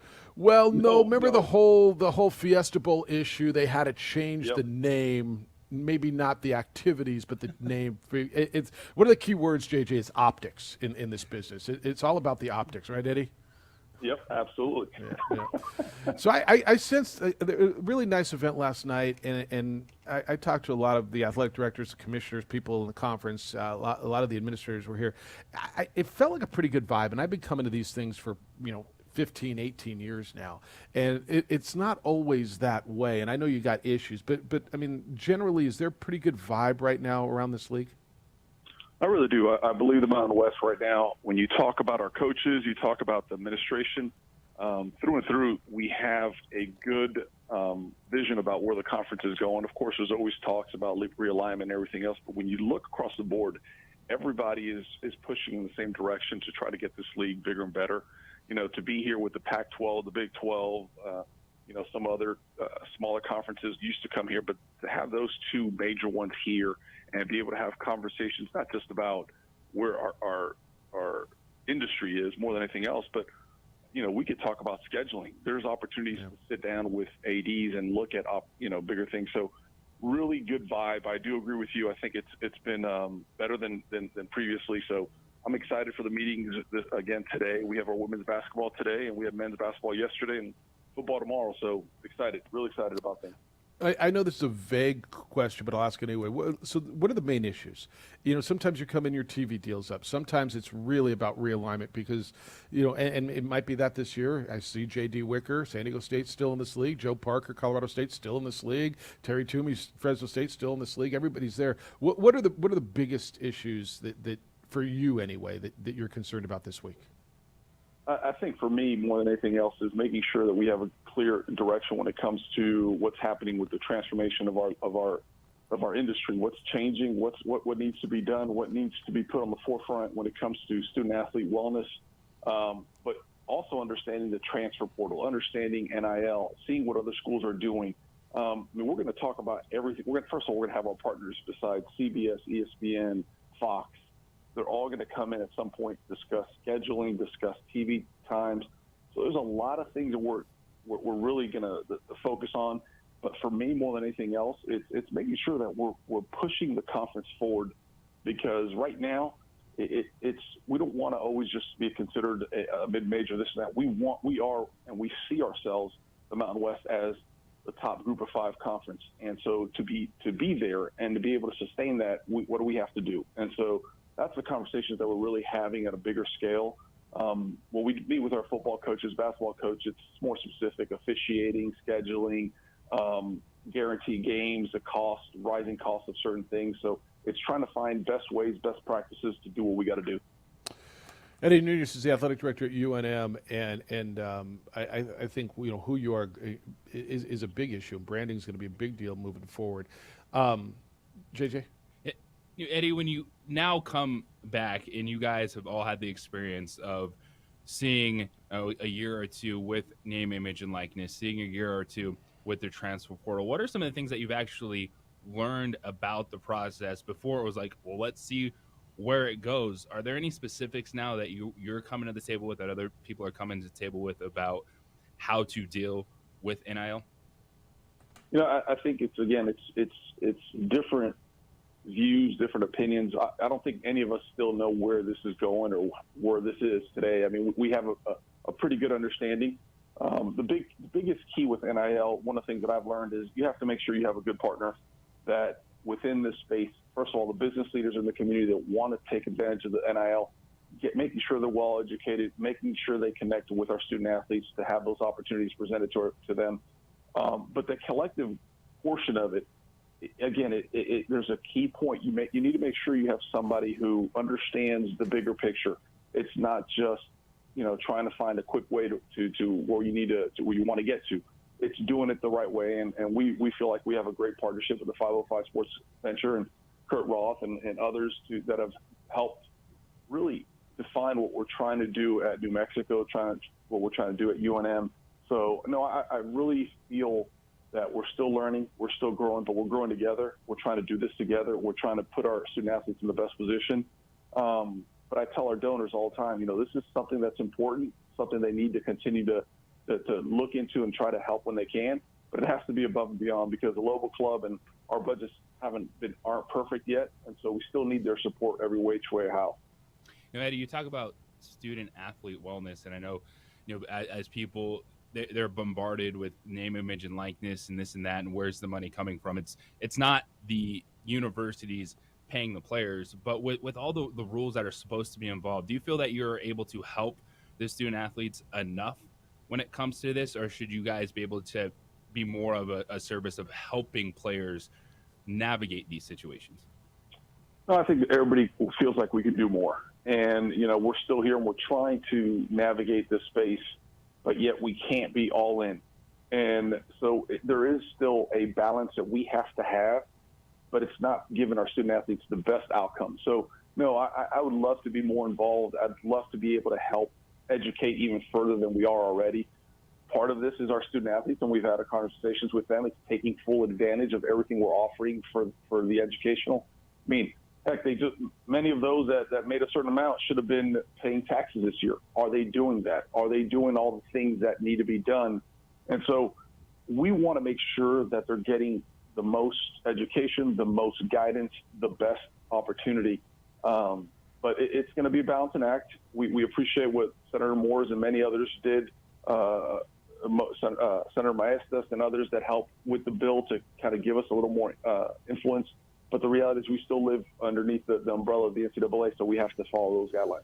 He's Eddie Nunez, the UNM athletic director. Spring meetings are going on in Scottsdale. It's interesting you're talking about that stuff because I talked to a number of SWA senior women's administrators yesterday, and we always think about it at the football and men's and women's basketball level. Your non-revenue sports are feeling it, right? Whether it's resources for players, NIL. JJ and I have talked about it a lot. You've got your track and field, your volleyball, your soccer, losing student athletes, whether it's in the first recruiting process or the second recruiting process, to schools who might be advanced in the NIL process, and they feel like there's nothing they can do about it. Maybe there isn't. No, and our collective group has done a great job integrating our soccer young ladies, our track, some other student athletes, and women's basketball. And so our biggest key is trying to make sure that we provide those opportunities, and it's a game changer. Alston money, which is something that was changed about a year and a half ago to allow institutions to provide additional academic aid to our student athletes. That's something that's real and it's tangible, and our student athletes could take full advantage of it. Everybody in our league is going to a version of this. We are hoping to do so, but this is revenue, or this is money that we have to reinvest in our student athletes. So all of this is part of the equation. It's not just the collective, it's not just NIL, it's not just UNM and what UNM has to offer, a degree or, a postgraduate, possible internships and everything else. It's everything that encompasses their experience while at UNM. And so, as I keep telling everybody, it's not just a one-stop shop. It's not just the Lobo Club. It's not NIL. It's everything coming together as one. You talked about imaging, and I think going forward, what is this league, right? And with San Diego State making a run to the Final Four, I think this league as a whole got a boost. And how do you ride that? And you used a term earlier that I hate, and I know you probably don't like it, mid-major. And I spent some time with the new Commissioner Gloria Navarez in Nashville 2 weeks ago. I said, what about high major? Why don't you separate from that? If you're not a power conference, why not use that term? She was talking about getting rid of the at the peak branding, and I said, well, what is your league? And she said, we're this and we're this and we're this. I said, we are you, like we are with a big university as branding, just threw out ideas. Yeah. I think imaging is a big piece, and you've got such a great opportunity right now. We do. And let me give you a couple quick notes, and this is information that San Diego State was able to provide already. But first of all, what our fans need to understand is we have a chance to be able to be at a Final Four just like anybody else. And here's a team we beat, and we had an opportunity to beat them at our place, and it didn't roll the way we wanted to. But they're one of our competitors, one of our peers in our league. This year on their movement through the NCAA tournament, they had somebody come in, do an estimation. If to get the amount of exposure that they received, it would have cost the institution over $200 million for all the exposure. They had one of the things that's most impressive to me is from the university. The university always asks, what does it do for them for the education enrollment? They've seen they had over 200,000 views on their university website and things about enrollment and everything else. And all that is positive. It changes not just the athletic department, but it changes the university. And so we have to capitalize. As a conference, we have done something that we hadn't done before. We went to a Final Four. one of our teams. We have to capitalize that. We have to build our brand. We have to build it stronger, and it is. We have no doubt in our mind that we are the best group of 5 conference. We should be considered and discussed when it talks about the best of the best when it comes to basketball. How do we continue to have that conversation? It's part of scheduling. It's part of branding. It's part of, again, getting away of some of that nomenclature, some of the verbiage that people talk about what references our league. And we have to get away from it and start putting the right pieces to that discussion. Eddie, when you look at that, how do you feel about where you are right now with your TV partners, the exposure football, basketball was able to get last season, not just at UNM, but across the conference? What do you feel about that? Feel good. The women's scheduling is going to be a big key for next year. We're trying to women's basketball scheduling. Football-wise, I think they've done a great job with the partnership and trying to expand it. We had a game last year on Big CBS and both meant on basketball and football, expanding that opportunity, with CBS and with Fox. But they came in yesterday, CBS did, talked about a lot of great things that are going to help us understand what we need to do differently, what we can do better. And it's a partnership. Yes, they're paying us. Yes, they want as much inventory as they can. But it's not just inventory. It's the right inventory, the right times. What we put on the tape on that platform is important. So we want to make sure our fan base doesn't have 10, 9 o'clock games. That's key. But everybody else in the league wants that. So how do we balance it out? How do we do this? And that was part of the conversations yesterday. I feel good. I think we're in a great position. Some of the big leagues have made some of those big changes and contracts over the last year or two. So when we come back to do ours, hopefully it really provides us a good, step forward on where we want to go as a league. Yeah. Lastly, what can you share on realignment thoughts? I know there's a lot of thoughts, and everybody's kind of like, you can't press go yet, but I know you've got a lot of contingencies. I spent some time, again, with the commissioner talking to her about this. But what can you share on thoughts if and when realignment happens? Yeah, I think that the big key is we have to see what's going to move the needle. Us adding teams is not just moving the needle. And when we talk about moving the needle, it's what's going to make our conference better. Yes, dollars are important. Yes, TV is going to look at this and say, is that going to move the needle? So it's not just television market, it's also brand. And so every part of that piece, it's the market, the brand, the success of the program, what's going to elevate this league. And so if and when the time comes that somebody, if it's San Diego State or somebody else, or heck, maybe us one day, have the opportunity to look at another conference, we have, as those that remain in this league, have to find ways to continue to make sure that we're strong enough that we provide a presence, that our revenue coming from, or our money that's coming from the conference is not going to be altered. So I'm not a big proponent of just adding to add. I've said this publicly. I think it's about if and when the time comes, we have to be strategic. We have to look at one or two schools. If those one or two schools are in that conversation, then and they're going to move the needle in the positive direction, then yeah, we need to sit down and have that conversation. But one of the things we can't do is we can't go backwards. And let me ask you financially and everything else, I'm not going backwards. I've told people that. Yeah, and nor should you. I think it was in the initial league charter, and I don't know if it's still there, that any member has to play football. And would this league consider adding non-football playing partners, basketball teams? We've had conversation here, some West Coast Conference teams, if there was interest. Yeah, I think everything's on the table. Nothing's off the table. We have Colorado College in soccer as an example. So, and they just play women's soccer. We have added teams to play sports specific to make them full members, which is the big question. They have, for what we consider, have to be a part of the football equation. Now, if a team that does not sponsor football wants to be a part of the Mountain West, or we have an opportunity to bring someone else in, I think the understanding is what do the financials look like. But we would always look at anything that's going to help elevate our men's basketball, women's basketball, our rest of our conferences, teams, volleyball, soccer, baseball, softball, anything that can elevate those teams. If a team could come and bring value, then absolutely. We have to consider it. If we don't, then we're foolish and we're going backwards. No, I appreciate that because I know the Wichita State conversation came up, the Gonzaga conversation came up, and so it feels like there's been some evolution on that. All right, I know you got a lot to do. Appreciate you spending 16, 17 minutes with us this morning. Have fun out in Scottsdale. I'll see you later today, but always appreciate the conversation. My pleasure. Thanks, guys, for having me. And y'all ever need anything, you know where to reach me. Thanks, guys. Thank you. Eddie Nunez, Athletic Director at UNM. A ton there. And when we come back, I want to talk about something, JJ, he said, which is an evolution in thought, which I think this league has got an opportunity in a critical time. They're positioned to do something. I'll tell you why when we come back on the opening drive at 95.9 FM and AM 670 Sports Animal. This report is sponsored by.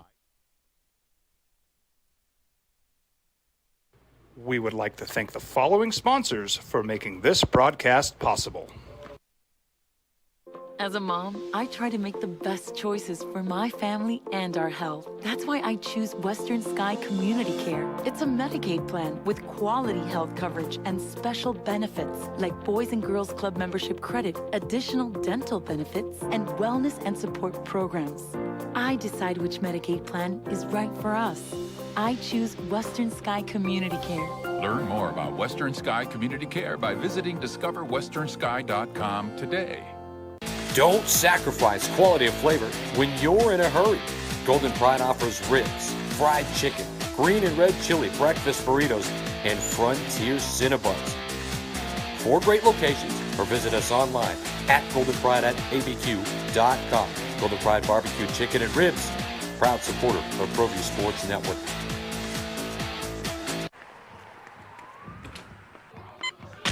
These are more than just the sounds of a safe place to go after school. These are the sounds of interest being ignited and of mentors making an impact. At Boys and Girls Clubs, we don't do just one thing. We do whatever it takes to meet the needs of every kid who comes through those doors. Because whatever it takes is what it takes to build great futures. Great futures start here. We would like to thank the following sponsors for making this broadcast possible. Everguard Roofing and Solar. For nearly 20 years, Everguard Roofing and Solar has been working with New Mexicans to enhance their homes and businesses. For all your roofing and solar needs in New Mexico, call 505-821-9543.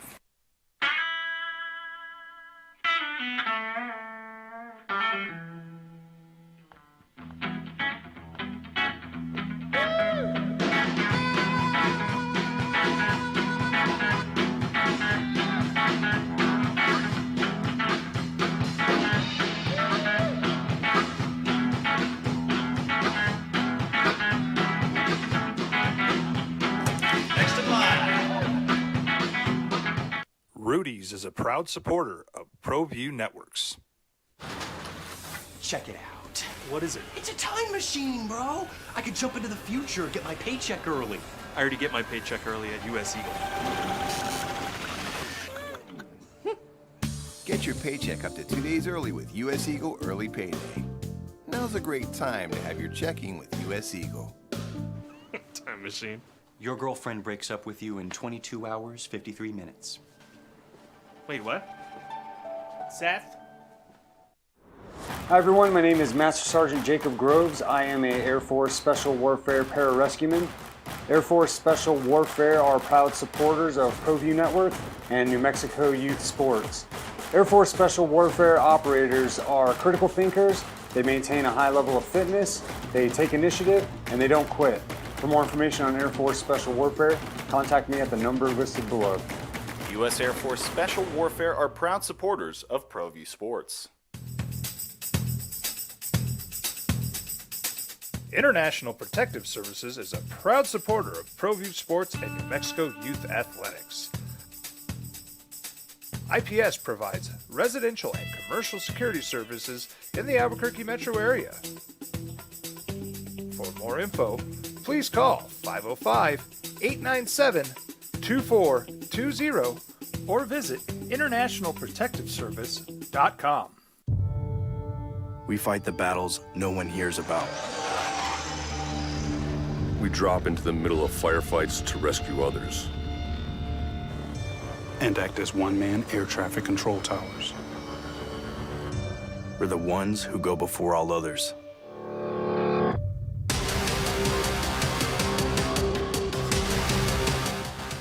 U.S. Air Force Special Warfare are proud supporters of ProView Sports. Dream style stucco. Stucco is the way to go. A Southwest tradition, beautiful and durable. The perfect combination. Your favorite color, your favorite texture.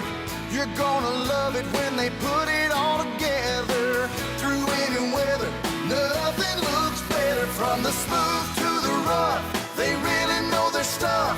Nobody does stucco like Dream style stucco. Well, I'm going to the frontier, walking to the cashier, order up a root beer and a number one. Cover it with green stuff, one scoop is not enough. Find a booth is real tough, back by the Duke.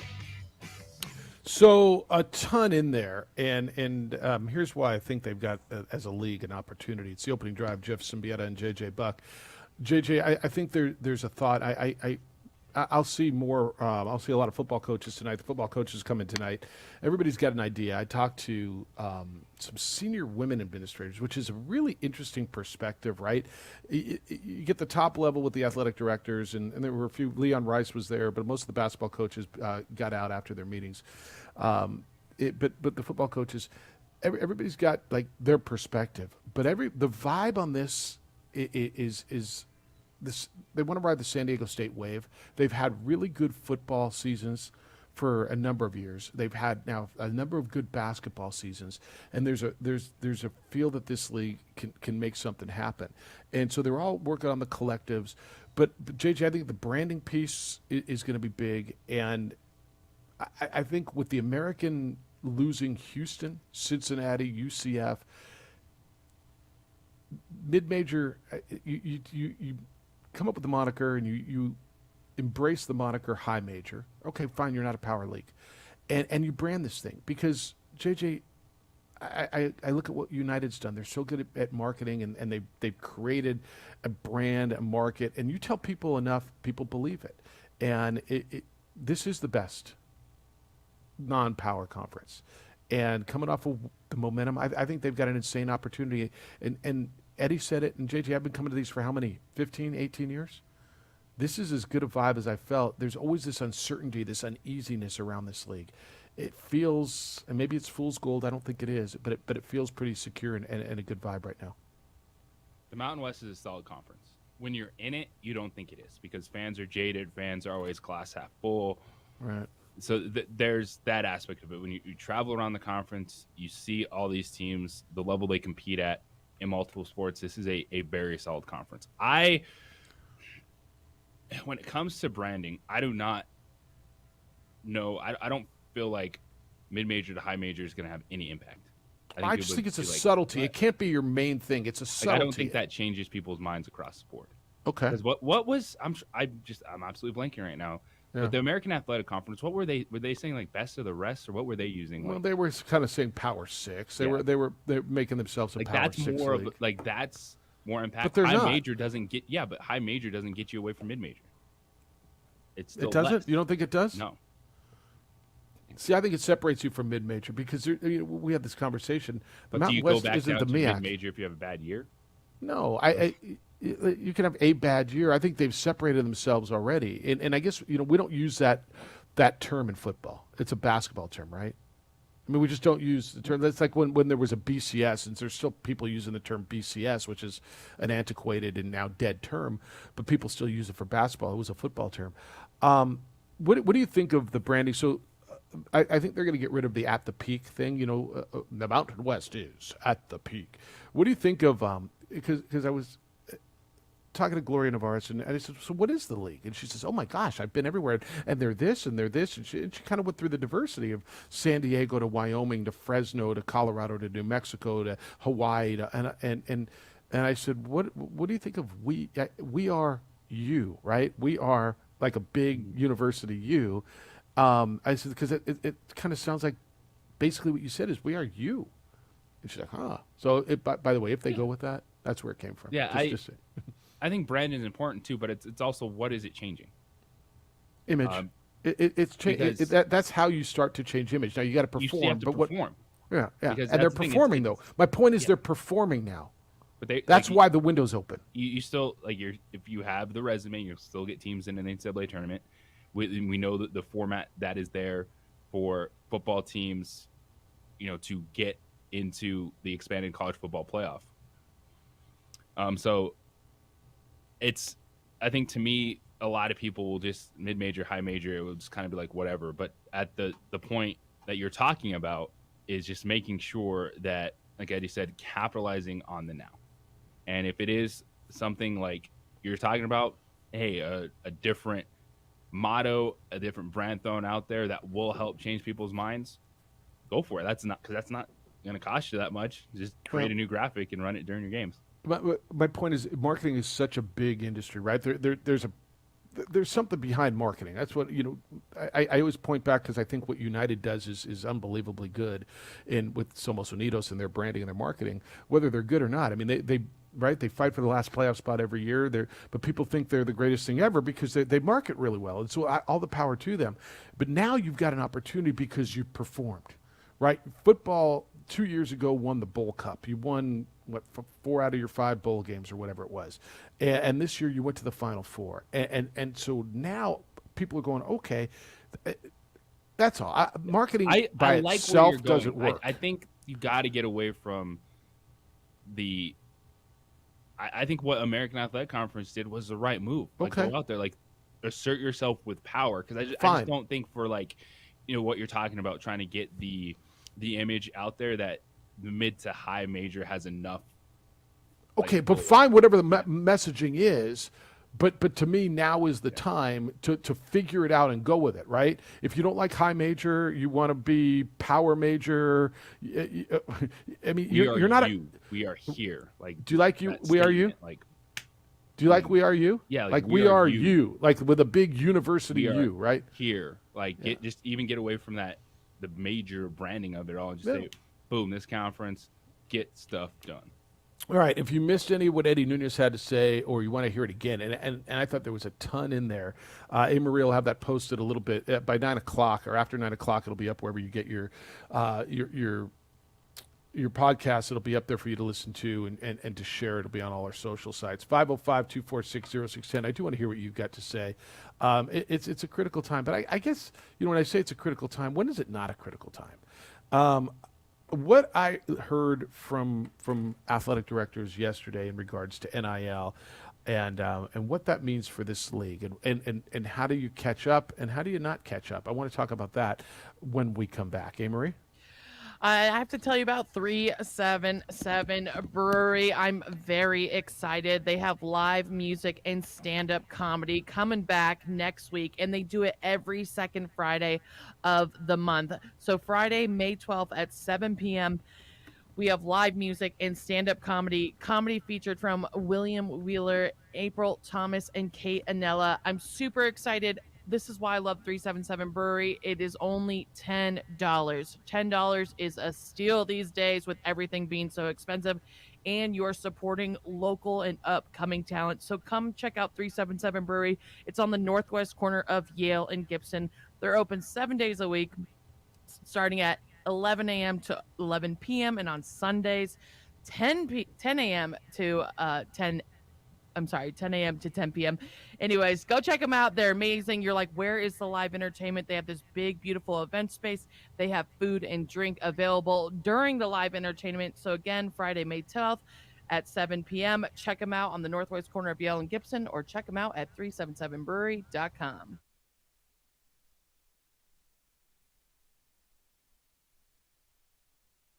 We would like to thank the following sponsors for making this broadcast possible. As a mom, I try to make the best choices for my family and our health. That's why I choose Western Sky Community Care. It's a Medicaid plan with quality health coverage and special benefits like Boys and Girls Club membership credit, additional dental benefits, and wellness and support programs. I decide which Medicaid plan is right for us. I choose Western Sky Community Care. Learn more about Western Sky Community Care by visiting discoverwesternsky.com today. Don't sacrifice quality of flavor when you're in a hurry. Golden Pride offers ribs, fried chicken, green and red chili breakfast burritos, and Frontier Cinnabons. 4 great locations, or visit us online at goldenpride@abq.com. Golden Pride Barbecue Chicken and Ribs, proud supporter of ProView Sports Network.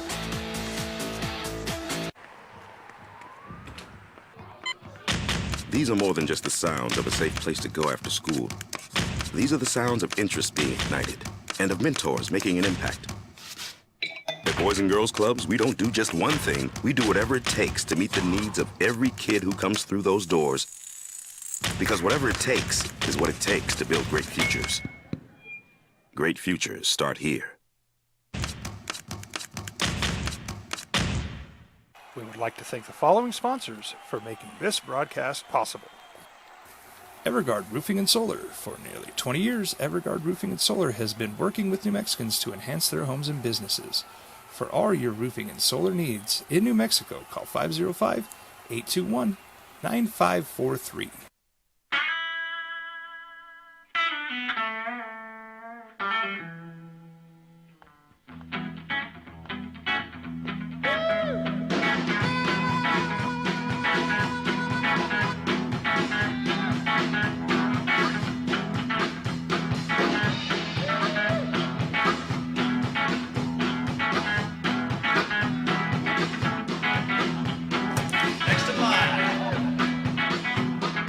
Rudy's is a proud supporter of ProView Networks. Check it out. What is it? It's a time machine, bro. I could jump into the future, get my paycheck early. I already get my paycheck early at US Eagle. Get your paycheck up to 2 days early with US Eagle Early Payday. Now's a great time to have your checking with US Eagle. Time machine. Your girlfriend breaks up with you in 22 hours, 53 minutes. Wait, what? Seth? Hi everyone, my name is Master Sergeant Jacob Groves. I am a Air Force Special Warfare Pararescueman. Air Force Special Warfare are proud supporters of ProView Network and New Mexico Youth Sports. Air Force Special Warfare operators are critical thinkers. They maintain a high level of fitness, they take initiative, and they don't quit. For more information on Air Force Special Warfare, contact me at the number listed below. U.S. Air Force Special Warfare are proud supporters of ProView Sports. International Protective Services is a proud supporter of ProView Sports and New Mexico Youth Athletics. IPS provides residential and commercial security services in the Albuquerque metro area. For more info, please call 505-897-2420 or visit internationalprotectiveservice.com. We fight the battles no one hears about. We drop into the middle of firefights to rescue others. And act as one-man air traffic control towers. We're the ones who go before all others.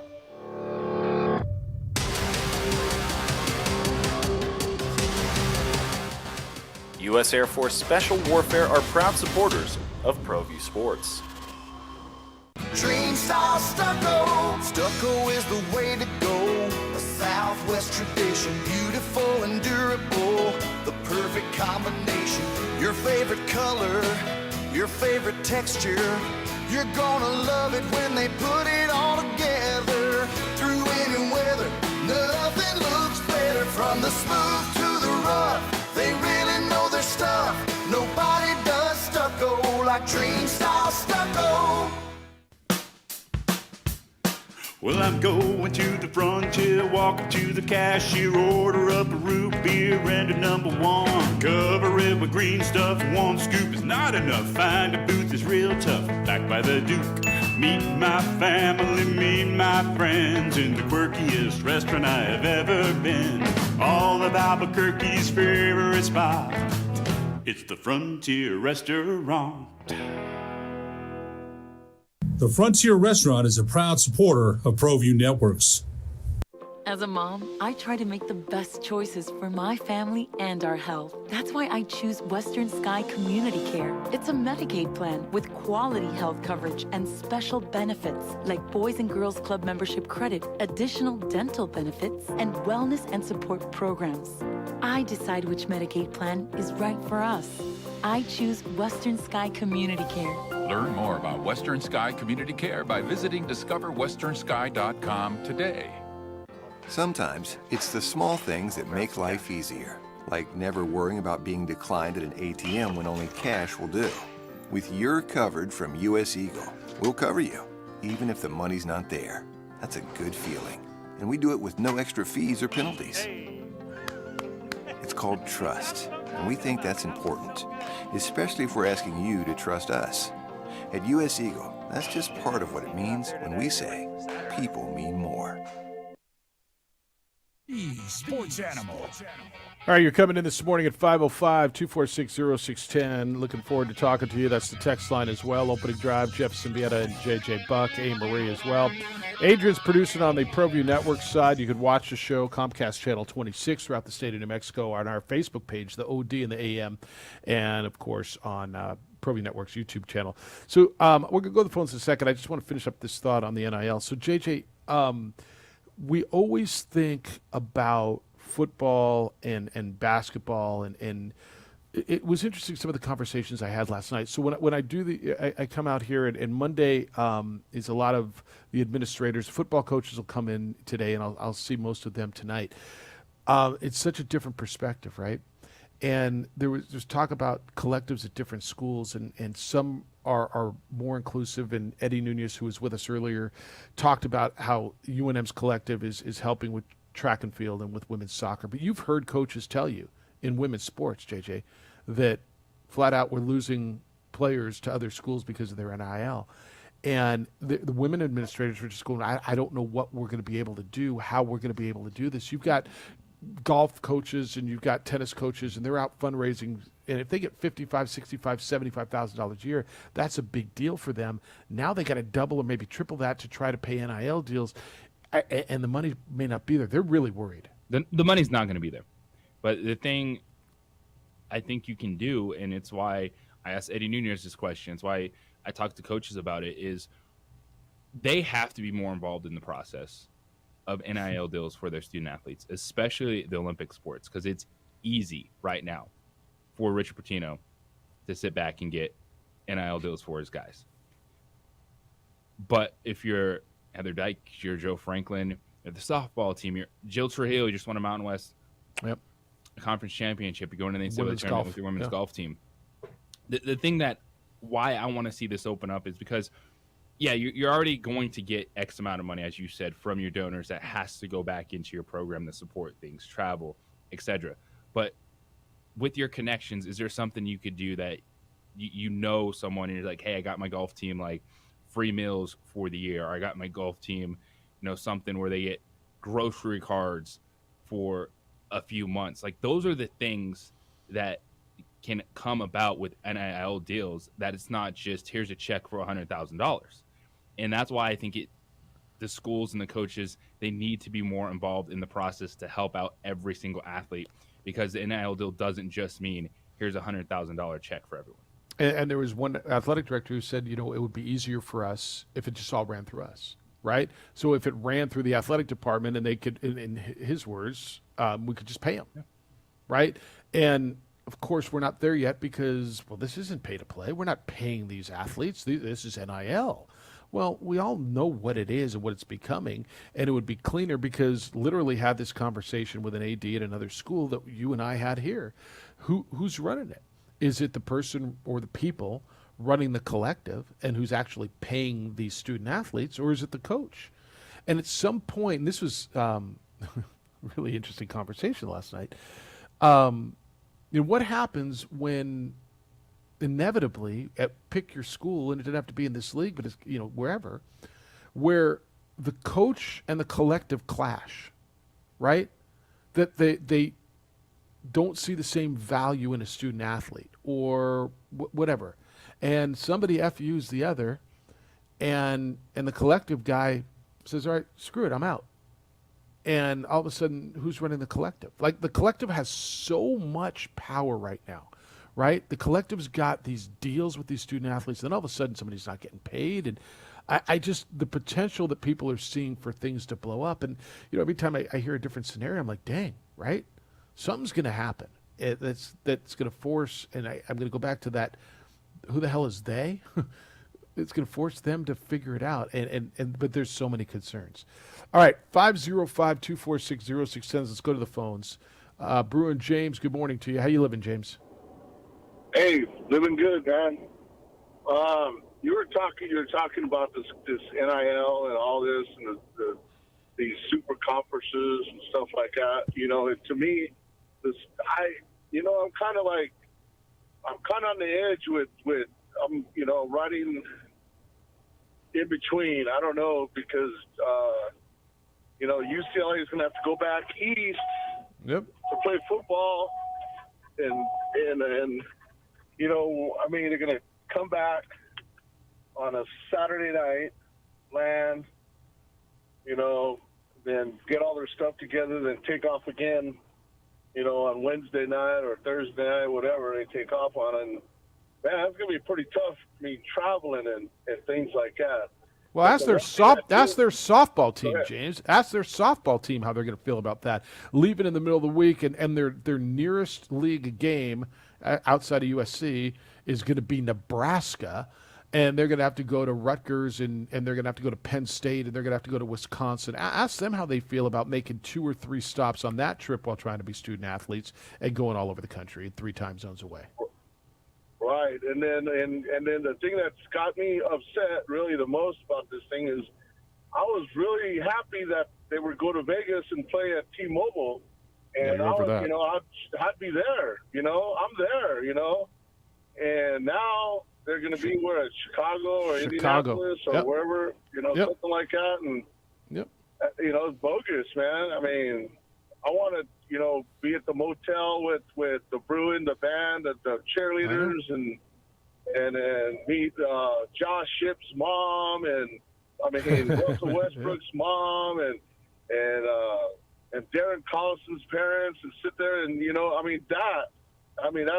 that's gonna kind of go away a little bit. I'm kind of showing my age by saying these players, but that's how it is. Those guys were all, Yeah, I know, man. Anyway. All right, no, I appreciate you, James. And you got to hit this break, but thanks for the call on this, JJ. When we come back, I'm going to share a conversation I had with a kind of a high up TV exec yesterday about realignment in leagues, and just the kind of what he's saying and what so many of you all are saying, and what it means to college athletics and the evolution, and it's either kind of accept it or find another game to love. It's the opening drive on 95.9 FM and AM 670 Sports Animal. This report is sponsored by Blindster.com. We would like to thank the following sponsors for making this broadcast possible.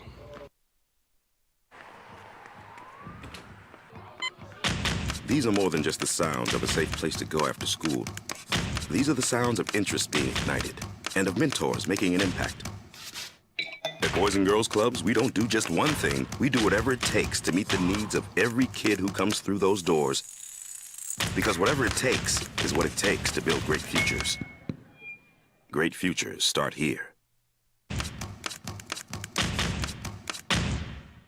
Don't sacrifice quality and flavor when you're in a hurry. Golden Pride offers ribs, fried chicken, green and red chili breakfast burritos, and Frontier Cinnabons. 4 great locations, or visit us online at goldenpride@abq.com. Golden Pride Barbecue Chicken and Ribs, proud supporter of ProView Sports Network.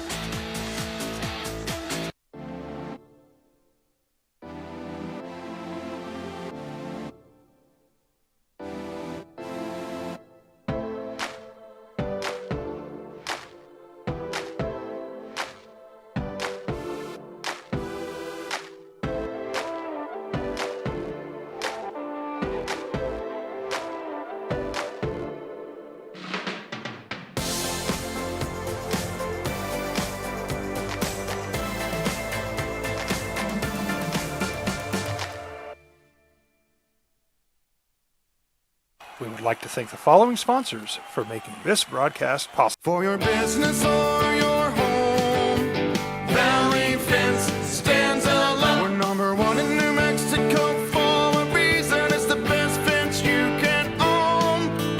Proudly serving New Mexico for over 50 years. At Valley Fence, the difference is clear. No fence too big, too small, or difficult. We handle them all at Valley Fence Company. Check it out. What is it? It's a time machine, bro. I could jump into the future, get my paycheck early. I already get my paycheck early at US Eagle. Get your paycheck up to 2 days early with US Eagle Early Payday. Now's a great time to have your checking with US Eagle. Time machine. Your girlfriend breaks up with you in 22 hours, 53 minutes. Wait, what? Seth?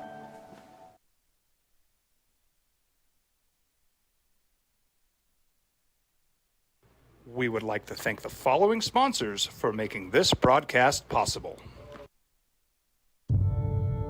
We fight the battles no one hears about. We drop into the middle of firefights to rescue others. And act as one-man air traffic control towers. We're the ones who go before all others.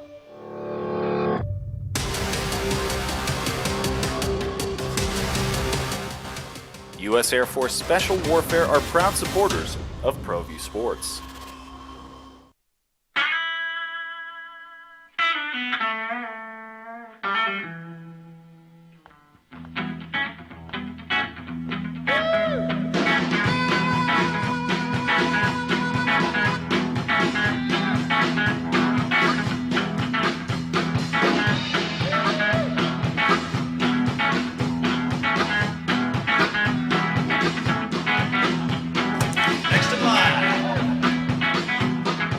Rudy's is a proud supporter of ProView Networks.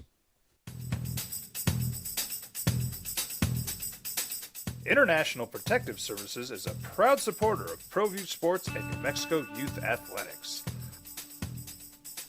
IPS provides residential and commercial security services in the Albuquerque metro area. For more info, please call 505-897-2420 or visit internationalprotectiveservice.com. As a mom, I try to make the best choices for my family and our health. That's why I choose Western Sky Community Care. It's a Medicaid plan with quality health coverage and special benefits like Boys and Girls Club membership credit, additional dental benefits, and wellness and support programs. I decide which Medicaid plan is right for us. I choose Western Sky Community Care. Learn more about Western Sky Community Care by visiting discoverwesternsky.com today. Sometimes it's the small things that make life easier, like never worrying about being declined at an ATM when only cash will do. With your covered from US Eagle, we'll cover you, even if the money's not there. That's a good feeling. And we do it with no extra fees or penalties. It's called trust, and we think that's important, especially if we're asking you to trust us. At US Eagle, that's just part of what it means when we say people mean more. Hi everyone, my name is Master Sergeant Jacob Groves. I am a Air Force Special Warfare Pararescueman. Air Force Special Warfare are proud supporters of ProView Network and New Mexico Youth Sports. Air Force Special Warfare operators are critical thinkers. They maintain a high level of fitness, they take initiative, and they don't quit. For more information on Air Force Special Warfare, contact me at the number listed below. U.S. Air Force Special Warfare are proud supporters of ProView Sports. These are more than just the sounds of a safe place to go after school. These are the sounds of interest being ignited and of mentors making an impact. At Boys and Girls Clubs, we don't do just one thing. We do whatever it takes to meet the needs of 9 every o'clock kid. and go into some of what happened last night. A number of football things to hit as well, including Jordan Love's 5-year option picked up today or not. What the trade of DeAndre Swift to Philadelphia means. A lot of NFL stuff. But I want to wrap up the college conversation that we've been having. with the league meetings going on. Eddie Nunez was with us again. If you missed Eddie today, I think you're going to want to hear that conversation. I thought there was some meat in there today with the league meetings going on in Scottsdale. Marie will have that posted for you wherever you get your podcast. It'll be a little after 9 o'clock. JJ, so we all got into whatever it is, right? Sports radio, sports management, sports administration. I think everybody who got into this at whatever level, and as you meet people as you go in your career, right, everybody's kind of got the common thread of, well, I just kind of loved it growing up, right? Yes. I mean, Marie, is that kind of how you got into sports? Why are you a sports journalist, comedian? Why is sports your thing? Because I live for sports, and I was like, oh, that'd be cool to get paid to talk about it. Right? I mean, that's kind of and no, it's 100% right. I mean, that's the common thread. It's so glamorous and. Oh, yeah. Yeah, and you make so much money. So much money and just so much fun. Wake up in Scottsdale. Yeah, you wake up in Scottsdale. Yeah. Waking up. Sorry, not sorry. So I was talking to a guy who's pretty high up in one of the networks, and I've known him for a lot of years. We were having this conversation yesterday. And you know what I realized? And after talking to coaches and administrators, I haven't found anyone who really loves this realignment. Like we're talking about, OU and Texas going to this Southeastern Conference, and okay, you can kind of stretch a little bit that there's some old rivalries there with Arkansas and with Texas A&M, and okay, but with SC and UCLA going to the Big Ten, there's nothing there, and people love rivalries. People love tradition. And everything you got into it for, JJ, I haven't found anybody associated with either one of those leagues or any of the schools that are involved that are like, yeah, this is really cool. But yet they're doing it because the money is there, and somehow SC and UCLA feel that this is going to make them better. And, listen to what Bruin James was just saying about his team not being able to go to travel. I ask you all the time, who are we doing it for? Is it for the student athletes? Is it for the fans? And the trickle down, the realignment. And we've seen so many versions of this, from Conference USA stretcher, one league stretching from coast to coast. But the extreme stuff like that, I haven't met one person, one fan involved with SC or UCLA who's like, yeah, this is really cool. Yeah, that one's the out of left field. That one makes no sense. But for those schools, what makes sense is guaranteed money from a TV deal that your conference still doesn't have, that you're leaving. Then I was talking to this TV exec, and he's like, it's a bummer, and for them, they that network's got the rights to that league, and they have more windows, and it's great. He said, but we hate it, and I think most people are just going, what happened? We'll see, man. I told you about, I don't know, a couple of years ago. We'll see if they screwed up college athletics 5 years from now. We'll see. All right, when we come back, what a night in the NBA, man. And all of a sudden you need to expect what used to be, I don't know, maybe abnormal. It's kind of become the normal. What it means, the 76ers beating the Celtics and the Nuggets taking a big one last night over the Suns. It's the opening drive. Glad you're with us on a Tuesday morning on 95.9 FM and AM 610, the Sports Animal.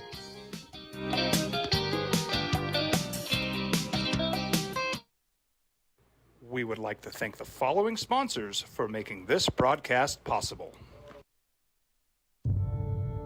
We fight the battles no one hears about. We drop into the middle of firefights to rescue others. And act as one-man air traffic control towers. We're the ones who go before all others.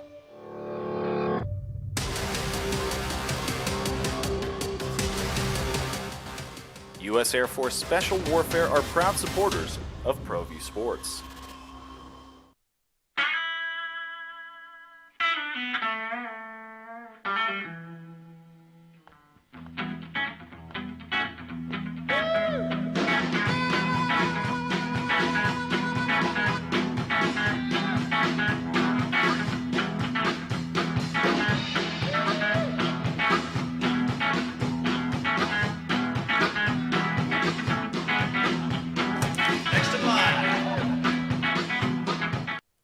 Securities is a proud supporter of ProView Networks. International Protective Services is a proud supporter of ProView Sports and New Mexico Youth Athletics. IPS provides residential and commercial security services in the Albuquerque metro area. For more info, please call 505-897-2420 or visit internationalprotectiveservice.com. As a mom, I try to make the best choices for my family and our health. That's why I choose Western Sky Community Care. It's a Medicaid plan with quality health coverage and special benefits like Boys and Girls Club membership credit, additional dental benefits, and wellness and support programs. I decide which Medicaid plan is right for us. I choose Western Sky Community Care. Learn more about Western Sky Community Care by visiting discoverwesternsky.com today. Sometimes it's the small things that make life easier, like never worrying about being declined at an ATM when only cash will do. With your covered from US Eagle, we'll cover you, even if the money's not there. That's a good feeling. And we do it with no extra fees or penalties. It's called trust, and we think that's important, especially if we're asking you to trust us. At US Eagle, that's just part of what it means when we say people mean more. Hi everyone, my name is Master Sergeant Jacob Groves. I am a Air Force Special Warfare Pararescueman. Air Force Special Warfare are proud supporters of ProView Network and New Mexico Youth Sports. Air Force Special Warfare operators are critical thinkers. They maintain a high level of fitness, they take initiative, and they don't quit. For more information on Air Force Special Warfare, contact me at the number listed below. U.S. Air Force Special Warfare are proud supporters of ProView Sports. These are more than just the sounds of a safe place to go after school. These are the sounds of interest being ignited and of mentors making an impact. At Boys and Girls Clubs, we don't do just one thing. We do whatever it takes to meet the needs of every kid who comes through those doors. Because whatever it takes is what it takes to build great futures. Great futures start here. Dream Style Stucco. Stucco is the way to go. A Southwest tradition, beautiful and durable. The perfect combination. Your favorite color, your favorite texture. You're gonna love it when they put it all together. Through any weather, nothing looks better. From the smooth to the rough, they really know their stuff. Nobody does stucco like Dream Style Stucco. Well, I'm going to.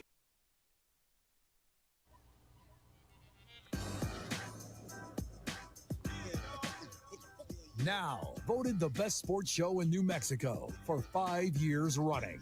It's the OD in the AM with three-time New Mexico Sportscaster of the Year, Jeff Symbieta, A. Marie Castillo, and JJ Buck. Lakers and Warriors tonight, but you got some stuff last night that was spectacular. Remember James Harden? Remember that dude? The dude with the beard? He's got that big, he might be getting a little gray. He went for 45 last night. Without Joel Embiid, the Sixers win in Boston last night.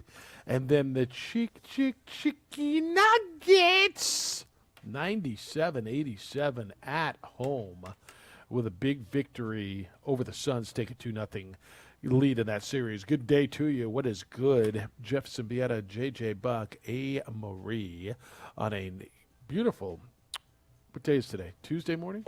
I think that's right. Yeah, your Nuggets, I want to get into James Harden in a little bit.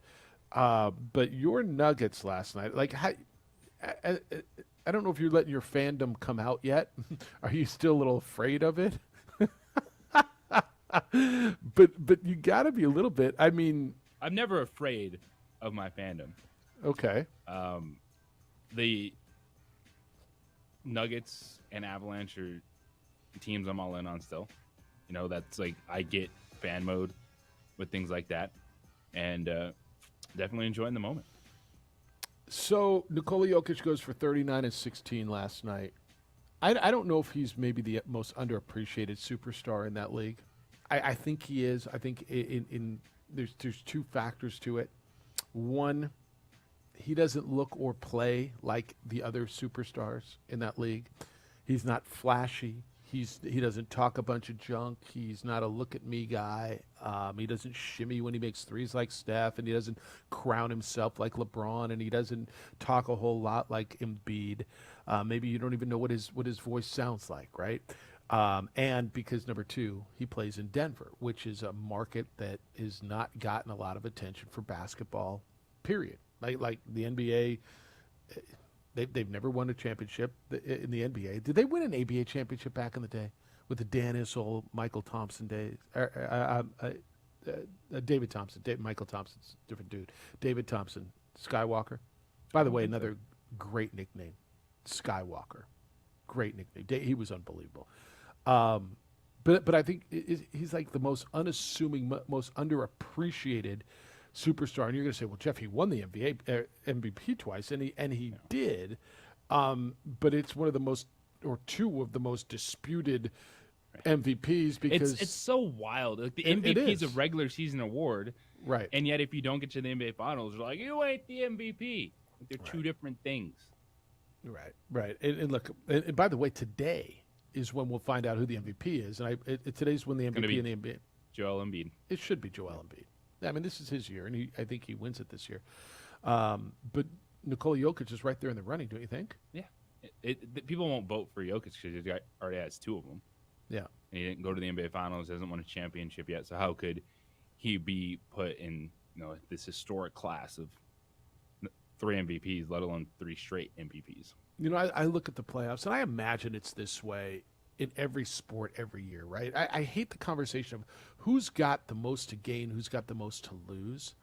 Well, everybody, right? Everybody's legacy is written in the postseason. Everybody's is. Like Don Mattingly was as good a player as we've seen. Tony Gwynn was the best hitter I've ever seen. Wade Boggs, but none of them ever won a championship, and so we don't talk about them as like greats, right? Charles Barkley was an unbelievable player. Patrick Ewing was a terrific player. We never have conversations about GOATs because they never won championships. And so when I listen to people constantly in the playoffs, who's got the most to gain? I'm hearing this with Steph and LeBron.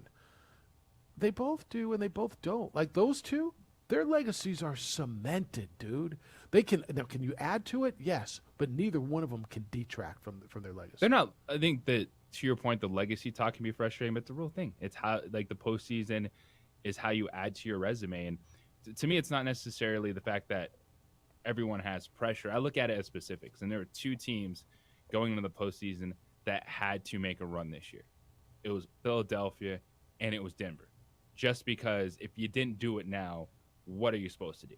Like, you have MVP centers, you got a good backcourt, you built the rotation. And so that's like a different conversation to me as opposed to legacy. It's like that, if you don't do it now, then how are you ever supposed to do it?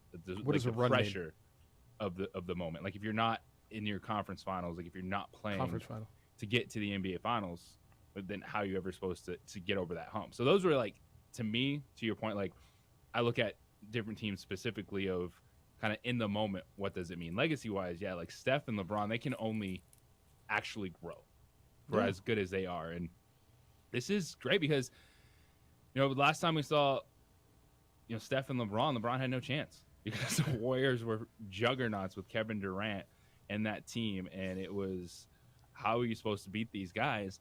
And now you got a Western Conference final with the 2 old guys. And guess what? Steph's the old guy. I think people, do you know how many people probably. Not compared to LeBron. Do you know how.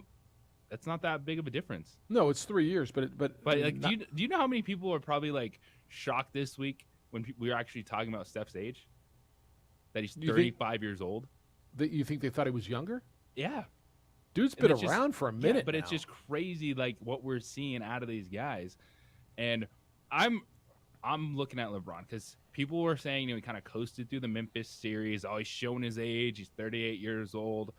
I'm fascinated to see what angle he takes in game 1. Does he just want to kind of go out there, first 12 minutes, and just be a bully and set the tone? Or is he going to pace himself, be that distributor, and then come on late because he's just kind of sitting back watching everyone say, "Woo, all right, LBJ, 38 years old. It's rough. You're slowing down." And then Steph coming off a 50-piece in Game 7, history. I'll tell you what I don't think happens in this series. So a couple things. I want to know, and I don't know the answer to this. How injured is his foot? Right, LeBron's playing with a foot injury, and now they're going to have to go every other night. He just had 4 or 5 days off, so I expect him to be good in Game 1. I do, and it'll be in San Francisco. So I wouldn't be surprised if they steal Game 1. But how is he going to be playing every other night now? Because that's how this goes. There's not going to be a bunch of junk talked. Like, you can tell me LeBron James doesn't need to be motivated. He didn't need Dylan Brooks to motivate him with all that crap that came out of Dylan Brooks' face. And you're probably right that he didn't need it, but he had it. And you will not convince me, and especially after the tweet that he put out afterwards where the Jay-Z lyrics, you're not going to tell me it didn't affect him and he wasn't motivated by it. Now, did he need it? Maybe not. He's not getting that in this series. This team, and you can tell me Draymond's going to talk junk. On the floor, Draymond will do what Draymond does. But I think even Draymond Green knows I'm not going on my podcast or going to the media and popping off about LeBron James. So they're not that's going to be different. I think this is a series of insane respect, right? And the times we've seen the Warriors against LeBron, and I'm not saying this is right. I understand this is different. This Lakers and Warriors, but this carnation of the Warriors, the core, Klay, Steph, Draymond, Steve Kerr, against LeBron has always been in the finals, right? It's always been for the big chunk. This is a little different because it's round 2. But I think both of them realize how important this is, and they, both of them, I don't know if either one of them is getting another shot at this, right? We keep hearing, Draymond said, this is our last dance. I mean, this could be the breakup of the Warriors. Like keep this core together for the decade that they've been able to do is unprecedented in this day and age in sports, okay? You got any guarantees Lakers are going to be able to get back? No, there's nothing guaranteed in sports. And when you're talking about legacies, that's what's motivating LeBron. I think the way that he's handling this series, talking about how, him and Steph were two of the best to ever do it, two of the best competitors out there trying to write their legacy. And I think that's on their minds is, especially for LeBron, it's not just hanging around, because it's one thing to hang around and try to play with your kid. Well, that doesn't mean you're going to be on a team that actually has ability to win a conference like this Warriors team does. It's the way this Lakers team does, because right now this is as wide open as both the East and West have been 100%. in a long time. 100%. Because of injuries, because of load management, the bottom of the bracket, the 4, 5, 6, 7 might be the strongest teams, right? In the West, 1's left, but 2's gone, 3's gone. Who's 4? The Suns. Clippers were, or the Suns are. All right, so 2, 3, and 5 are gone, right? Yeah.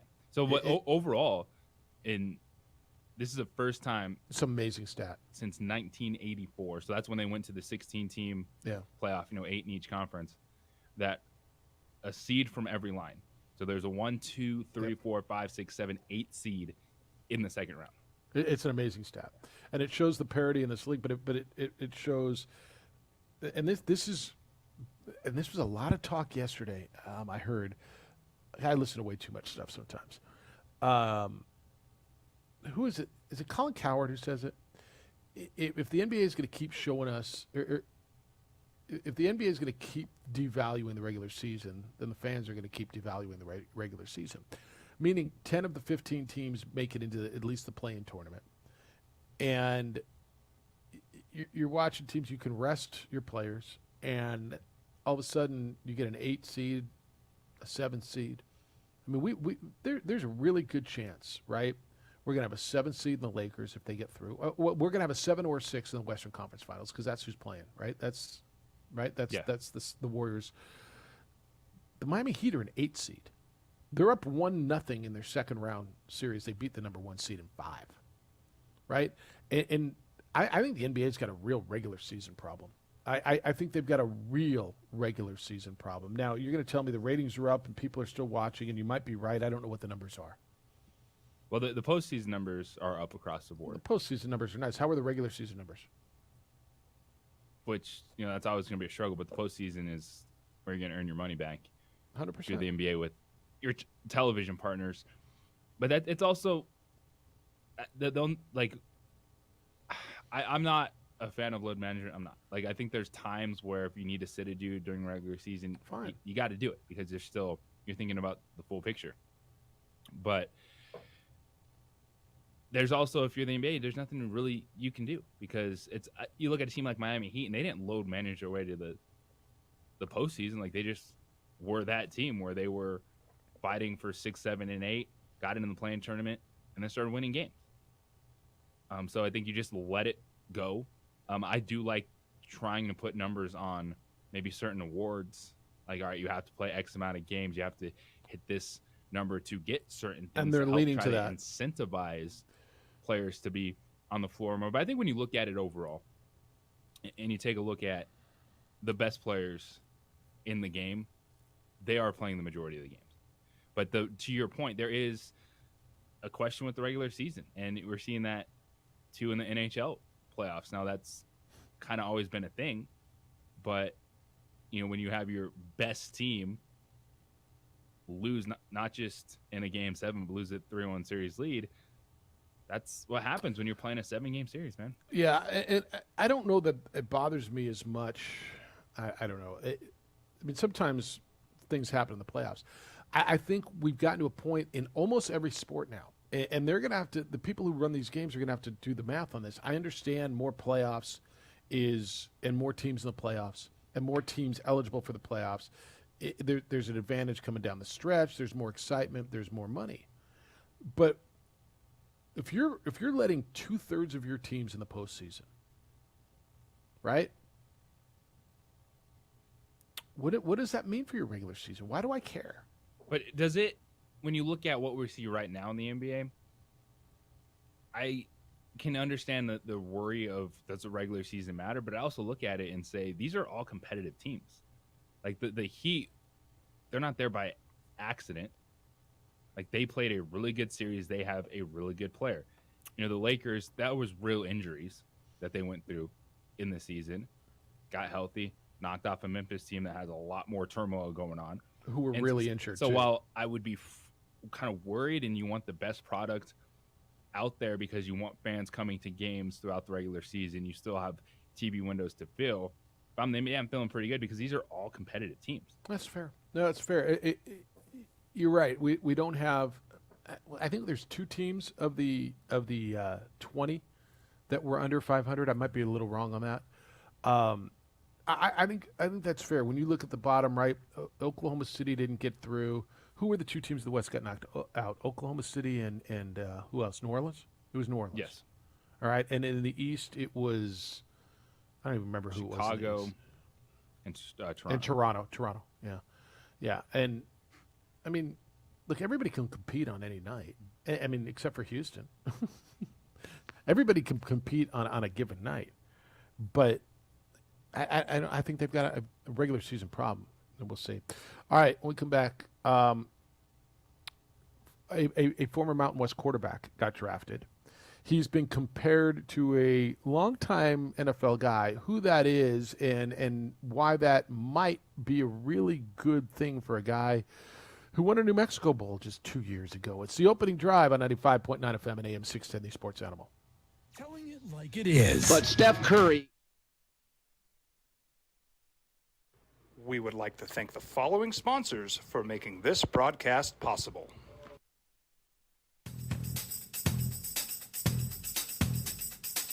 International Protective Services is a proud supporter of ProView Sports and New Mexico Youth Athletics.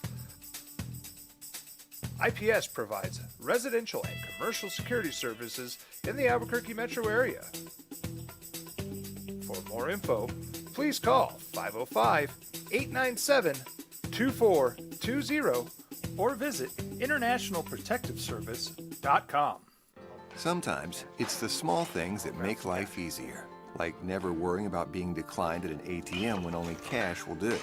With your coverage from US Eagle, we'll cover you, even if the money's not there.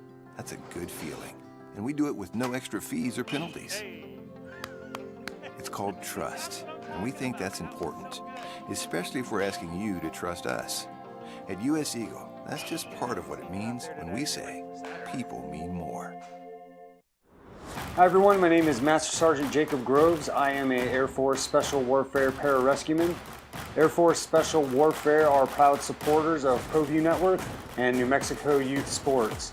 Air Force Special Warfare operators are critical thinkers. They maintain a high level of fitness, they take initiative, and they don't quit. For more information on Air Force Special Warfare, contact me at the number listed below. U.S. Air Force Special Warfare are proud supporters of ProView Sports. We would like to thank the following sponsors for making this broadcast possible. Everguard Roofing and Solar. For nearly 20 years, Everguard Roofing and Solar has been working with New Mexicans to enhance their homes and businesses. For all your roofing and solar needs in New Mexico, call 505-821-9543. Check it out. What is it? It's a time machine, bro. I could jump into the future, get my paycheck early. I already get my paycheck early at US Eagle. Get your paycheck up to 2 days early with US Eagle Early Payday. Now's a great time to have your checking with US Eagle. Time machine. Your girlfriend breaks up with you in 22 hours, 53 minutes. Wait, what? Seth?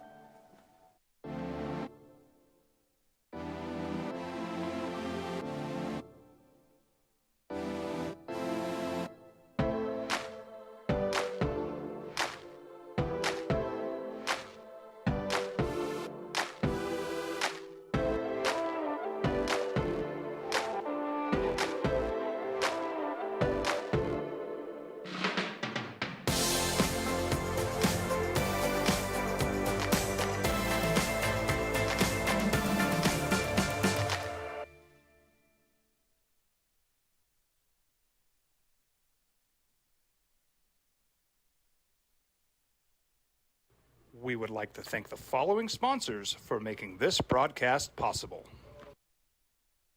As a mom, I try to make the best choices for my family and our health. That's why I choose Western Sky Community Care. It's a Medicaid plan with quality health coverage and special benefits like Boys and Girls Club membership credit, additional dental benefits, and wellness and support programs.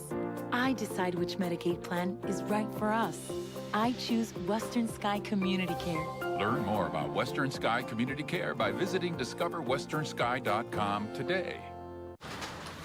Check it out. What is it? It's a time machine, bro. I could jump into the future, get my paycheck early. I already get my paycheck early at US Eagle. Get your paycheck up to 2 days early with US Eagle Early Payday. Now's a great time to have your checking with US Eagle. Time machine. Your girlfriend breaks up with you in 22 hours, 53 minutes.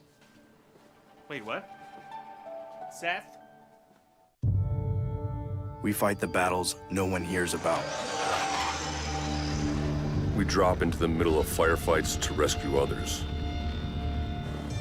And act as one-man air traffic control towers. We're the ones who go before all others.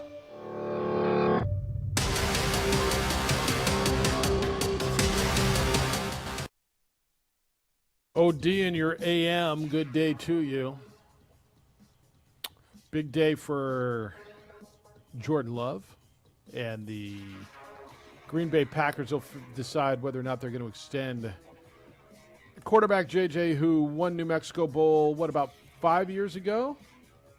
Right? Look at these New Mexico Bowl quarterbacks.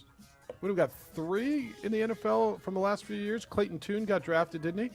Yes, he did. Where did he end up? He ended up in, I saw that, Houston's quarterback. He got drafted. Jake Haener, Fresno State's quarterback. He got drafted by the New Orleans Saints. He'll back up another Fresno State quarterback, Derek Carr, there. And Jordan Love, the New Mexico Bowl quarterback, who is going to have a big day today. Colin Kaepernick was a New Mexico Bowl quarterback, too. He had if I'm not wrong, he went to the Super Bowl, right? I believe he did, right? I played in the The Super lights Bowl. went out on him. It was a bizarre day. All right, so where is that? You sent me this, and here it is. So Jake Haener is. I thought he was really good, and came. Remember, he transferred to from Washington to Fresno State. Kalen DeBoer, the coach at Fresno State, went to Washington. He was going to transfer back, then he didn't. Then he might start in the New Mexico Bowl. Then he wasn't going to, and he did, and he played pretty well, right? Rick Spielman's a former general manager, and this is his comparison. Jake Haener said he's going to be an excellent backup who can come in and win games for you as he grows in his position. He compared him to Case Keenum, JJ. I thought that was actually an interesting comparison. Case Keenum and A-Marie, I know you've got a lot of Case Keenum love. If he has a career like Case Keenum, would you consider that a success? Absolutely. Yes. Especially with a 4th round pick. Like, that's what you need to understand is these are not throwaway picks. And a lot of times you look at quarterbacks 3rd round and later, sometimes they do just become names. But when we go over the last few drafts, as we were discussing, like, these dudes start games in the NFL. Like, these picks matter. They're not just throwaway picks. So if you can hit on one, even if a dude starts 3 or 4 games for you, keeps you 500, wins you 1 or 2 games, that's a productive draft pick. And people are looking at Jake Haener as one of those guys that can settle in, start you a few games, be a career backup. And if you get that with your 4th round pick, that's a win. Did he get the Vikings to the playoffs? Case Keenum? Yeah. Yes, the Minneapolis Miracle. Was that Right? quarterback? It was. I mean, that's my point. And then we don't talk about the game after that, but Well, nor should we, but I mean, that wasn't. Yeah. I mean, I'm not trying to make this personal on the radio, but I don't. If you want to, go ahead. No, I don't. But Minneapolis Miracle, yeah, one of the best Minnesota Viking memories was Case Keenum. He was pretty good with the Rams for a minute too, wasn't he? Like if Jake Haener goes out and has that career, you walk out and you say, all right. I mean, not everybody's a Hall of Famer, dude.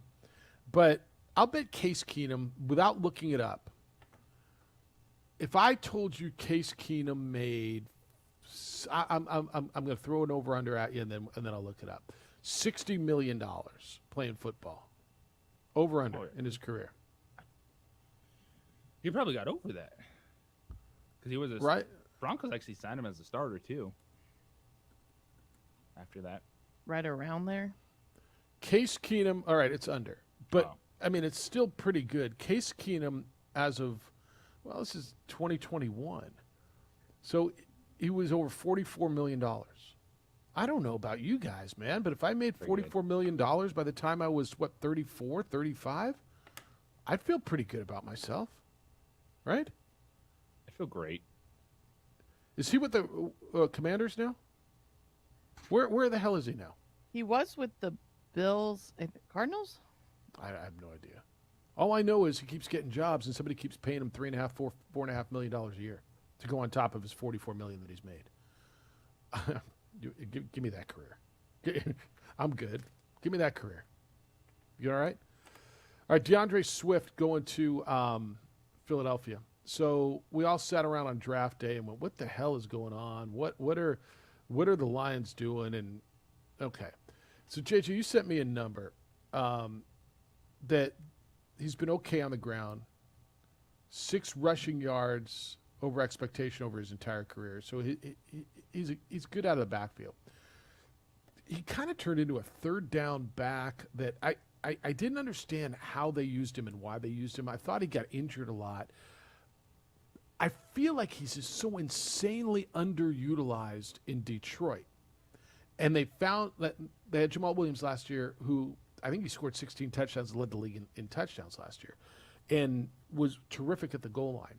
But do I just overvalue what I think DeAndre Swift is, or did they just not use him right? No, I think that's why it was injuries and it was just average productivity on the ground. Like in the receiving game, DeAndre Swift was a really good receiver, a lot of receptions in Detroit. But I think that they're getting towards the end of the contract. Not going to up him for a second deal, so get a 4th round pick out of him. But I think this move, though, we'll see the best DeAndre Swift. If he's healthy, that offensive line, that run game in Philadelphia. I like this move for both teams. I know some people are questioning, like, why are you bringing in DeAndre Swift? He's only got a year left on his deal. Who cares? Like, if you get a really good year out of DeAndre Swift, you don't have to pay him. That's the thing with these running backs. And you don't have to pay him, and that's why it's really hard to be a running back right now. And it's a tough position to play. But if you're Philadelphia, yeah, I'm going to take DeAndre Swift for a fourth rounder for a year, knowing that his receiving production is well above average. We think his rushing production is going to be above average in our offense. That's a good move from Philadelphia's standpoint. Dude, they've got an interesting running back room right now. So they've got DeAndre Swift, who, we just talked about, I think is so underutilized. They got a former first-round pick in Rashad Penny, who was with Seattle.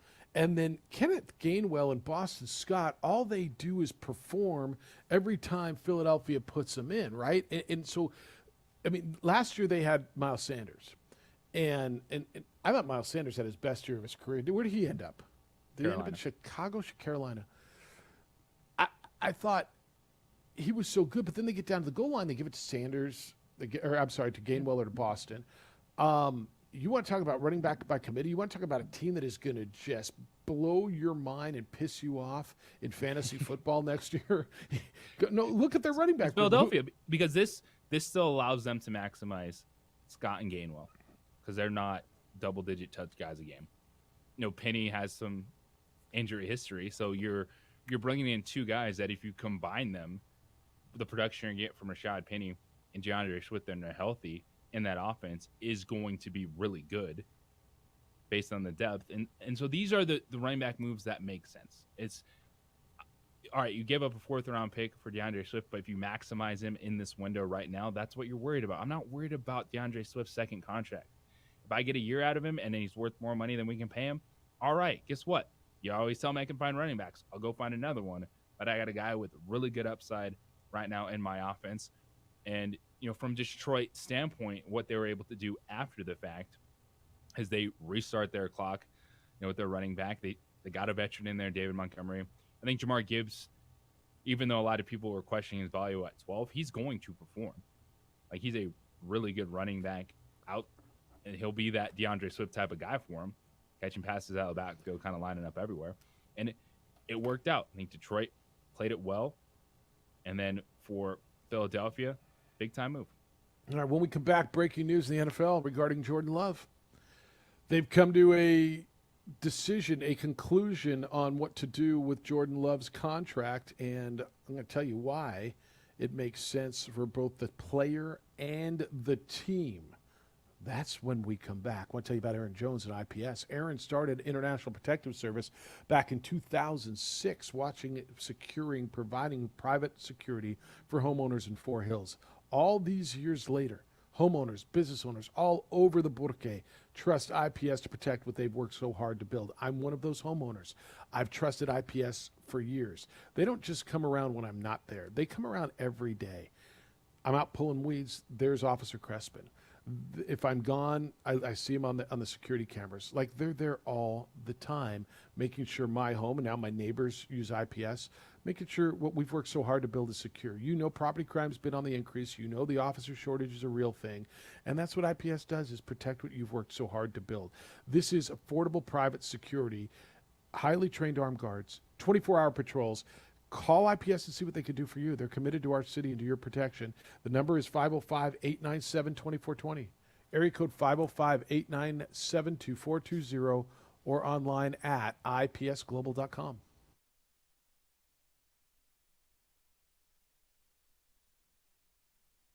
We would like to thank the following sponsors for making this broadcast possible. As a mom, I try to make the best choices for my family and our health. That's why I choose Western Sky Community Care. It's a Medicaid plan with quality health coverage and special benefits like Boys and Girls Club membership credit, additional dental benefits, and wellness and support programs. I decide which Medicaid plan is right for us. I choose Western Sky Community Care. Learn more about Western Sky Community Care by visiting discoverwesternsky.com today. Check it out. What is it? It's a time machine, bro. I could jump into the future, get my paycheck early. I already get my paycheck early at US Eagle. Get your paycheck up to 2 days early with U.S. Eagle Early Payday. Now's a great time to have your checking with U.S. Eagle. Time machine. Your girlfriend breaks up with you in 22 hours, 53 minutes. Wait, what? Seth? We fight the battles no one hears about. We drop into the middle of firefights to rescue others. And act as one-man air traffic control towers. We're the ones who go before all others.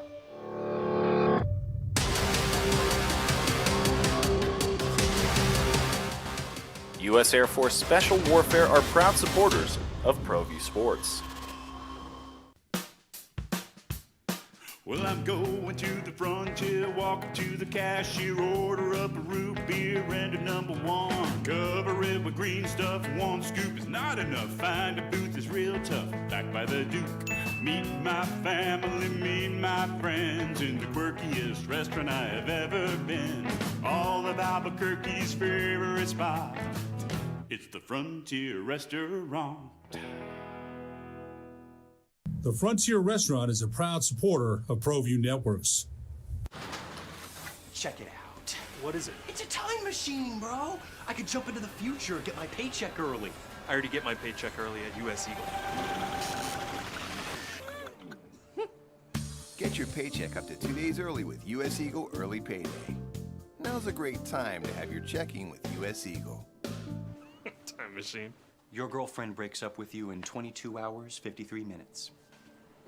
Wait, what? Seth? For your business or your home, Valley Fence stands alone. We're number one in New Mexico for a reason. It's the best fence you can own. Proudly serving New Mexico for over 50 years. At Valley Fence, the difference is clear. No fence too big, too small. Yes, they have. Now, they didn't pick up his option, but they signed him. So the two sides agreed today to a one-year contract extension. Could be worth up to $22.5 million. So what they did is they guaranteed $13.5 million. And they got him for another year, but he doesn't get the full 20. So they take out the risk, but they give him a little security. And I think both sides kind of came to a conclusion. They looked at each other, and JJ, I think they said, look, this is yours, but you know there's uncertainty. We know there's uncertainty. Let's take care of you to a point. Let's take care of us to a point. And this seems like this is the ideal compromise. Compromise the right word on it? Look at the NFL. Look at these teams making good moves over the last week or so. Look what the NFL draft and some actual deadlines will get done. You get your players traded. You get your franchise quarterback signed. You'll agree to a okay deal with the quarterback of the future. Maybe he's a guy. Maybe he's not. Business getting done in the NFL. Well, I'm going to guess that they sat down and said, look, dude, if you're the guy, like if you have the season that you think you're going to have, that we hope you're going to have, that, I mean, even we think you're going to have because we basically turned this over to you. I'm going to guess there's a handshake deal that if he goes out and becomes, pick your guy, Trevor Lawrence, Jalen Hurts, I mean, right? Justin Daniel Fields Jones. even. All right? Daniel Jones. I'll bet there is a handshake agreement that says if you become that guy and have that year, then in the offseason next year we'll get you a deal. We'll get you a deal that's right. We'll get you a Daniel Jones kind of a deal. Don't you think? Yeah. And even if they don't do that, he gets himself potentially an extra $2 million above that fifth-year option. It also keeps the Packers away from the franchise tag, which looking at it next season could be $38 to $40 million. Yeah, they don't want a franchise for a tag. quarterback. Right. And so this deal, he's under contract next year. And so that it could be less if they don't like it. If he's not any good, well, he's owed only 13 and a half. $13.5 million. But if he is pretty good, they can push that deal up to $22 million. So he'll get a little something on the back end. It's still a lot less than a franchise tag. And this was a good move. No, like I said already, an hour and a half where JJ was wrong. I didn't think the Packers were going to pick up his option. Well, they didn't pick up his option, but they guaranteed him next year at a solid rate for both parties involved. Because you still got to go out there and show it, man. This is your chance. You had to sit, wait, waddle through the Aaron Rodgers waters, and now it's your team. I think this is 100% the right move for them. And I think it's the best scenario. And for him, it kind of takes some pressure off, right? There's going to be plenty of pressure taken over those shoes. It's going to be plenty of pressure taken over for Aaron Rodgers. Like that franchise has had Brett Favre and Aaron Rodgers for the last 2.5 decades. So he's got plenty of pressure. But he didn't have to have pressure about, do I have a job next year? Am I getting paid next year, right? Because with all due respect, like I understand is he going into his 4th year, right? Yeah, so this would be year 4. But JJ, he's a freaking rookie, right? He's going into his 4th year, but he's a rookie. Jeff, how is that? He's not a rookie. I understand. He's got the playing experience of a rookie. He hasn't played. And to think that lightning would strike twice back to back is just, it's also hard that you would have this situation work out with Aaron Rodgers.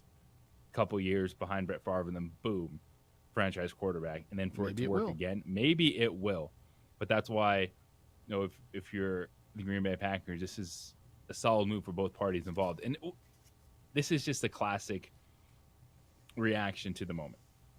These are 2 tweets back to back from on my feed from 2 different NFL guys. Okay. This morning about Jordan Love. One says, smart. You know who was not smart? The Giants, when they didn't do this with Daniel Jones. And then the very next tweet about this exact situation says, you know your team is in a good spot when they basically give their starting quarterback a take-it-or-leave-it deal for less money instead of picking up his 5th-year option. They really think Jordan Love is terrible. That's what this means. And just 2 completely different 180 reads on the same exact deal that we just saw. And either one of them could be right. Yeah. And in some respects, they might both be right? They might think he's terrible. They might just be going, what are we freaking doing here? Right? And was this the group? It isn't. I know it's not the general manager. And I don't, when did LaFleur take over? Like, is this were any of these people involved in drafting him? LaFleur was, right? He was the head coach, was he not? Because all I know is they have an idea what they have. Okay? He's been at practice for the last 4 years. They see him every day. They evaluate him every day. Like, I understand the difference between watching a dude in practice and watching a guy play football in the National Football League. But they have an idea, JJ. I also think it's hard when you have a quarterback for 1,000,000 years and then you have a new quarterback. I think it's hard for fans and people to adjust. Of course it is. I think that's the hard part because we're not used to that in the league now. Like, people don't keep quarterbacks for a long period of time like they do Aaron Rodgers. Yeah, of course. So, of course, Jordan Love sucks to everybody right now because you had Aaron Rodgers for like 18 years. And the bummer is you're not comparing him to Case Keenum. You're comparing him to Aaron Rodgers, right? It's a pretty high standard. Now, how many Super Bowls did he win? 1. I mean, if Jordan Love gets him to the playoffs, can I tell you something? If Jordan Love gets that team to the playoffs, you know what he did? He did something that Aaron Rodgers didn't do last year. I'm just saying, if they get to the playoffs, he did something that Aaron Rodgers didn't do. Very successful season. So I don't know what you expect. What do you expect to see out of him? I mean, there's going to be growing pains. He's going to be like a rookie quarterback. They'll have his ups and downs, but you'd expect less because he has been there, done that. And there's a ton of practice time. There's a ton of time invested with that team. So you expect less hiccups than any of these dudes that we're talking about stepping in starting right away this season. Fair enough. As you should, right? I mean, he has been there for 4 years. He has been in the room. He has been in practice. He should have a little bit better hand of the better handle. And and I think even if you're a Green Bay Packers fan, with Jordan Love taking over, you're still expecting that team to compete in that division. Because if going in, do you want to say the Lions are slight favorites? Okay. I think the Vikings are going to feel like they can score with anyone, and they'll be a challenge. But it's not like you're not walking down the division and staring up and going, well, we're chasing down Patrick Mahomes, we're chasing down Joe Burrow. I think the expectation is pretty high for Jordan Love this season. Yeah, I think that's probably right. Especially for a program that, crying out loud, I mean, for a team that expects, for the last bunch of years, expects to do a whole lot of stuff. All right, when we come back, NIL for the Bayou Barbie. Happy 21st birthday to you. Sign me up, man. Angel Reese has been a big name. She just got a big gift for 21 for NIL. That's next on the opening drive on 95.9 FM and AM 610, the Sports Animal.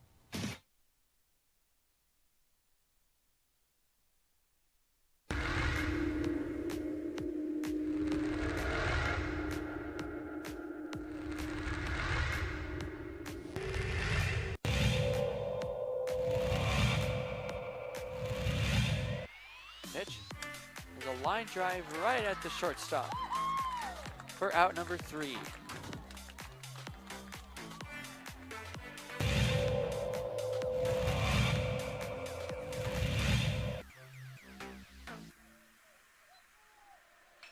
Apodaca ripped to left field. That will bounce in, so it's going to be extra bases as they'll have to chase that one at the wall in the warning track. Flipped up, there's no play at home. So it's an RBI double for Andrew Apodaca.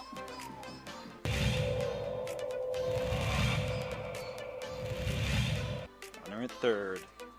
High leverage spot. Can Chavez keep the tie? No, that's going to be cracked into left field. It's a base hit as Love puts the Sandia Matadors ahead for the first time today.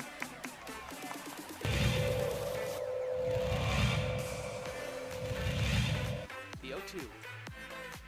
Upstairs goes the backstop, and the run will not score. Gun down at home.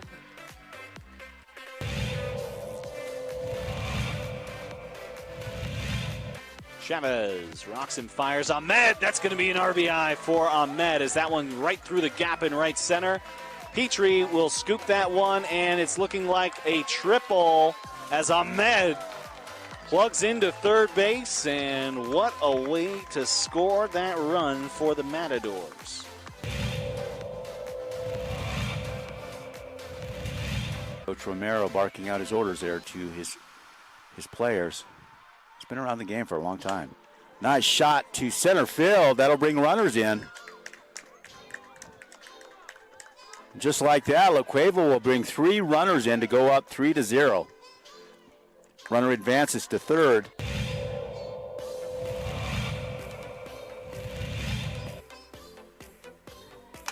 Shot to center. That looks good. That's gone.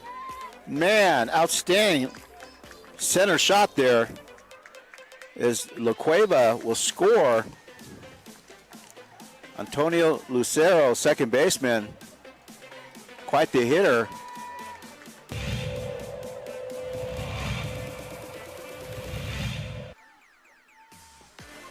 Shot to third, and good catch, and she gets the out. Outstanding play by Trinity Bazan. Nice bright spot.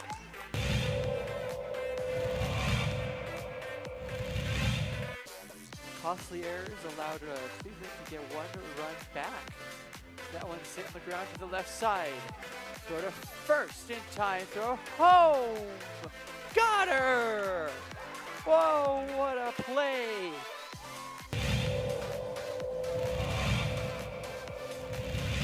Next door or something. Not sure, but they came out here, and Ellison cracks an RBI out to left field. That's where you got to do it. 1 run, 2 run, and this game could very well be over. It's a play at the plate. It's sliding, and that will do it. The Rams walk off the La Cueva Bears.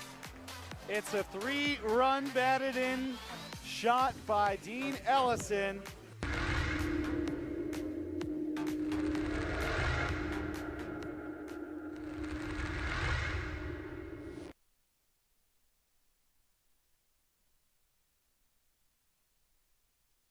We would like to thank the following sponsors for making this broadcast possible.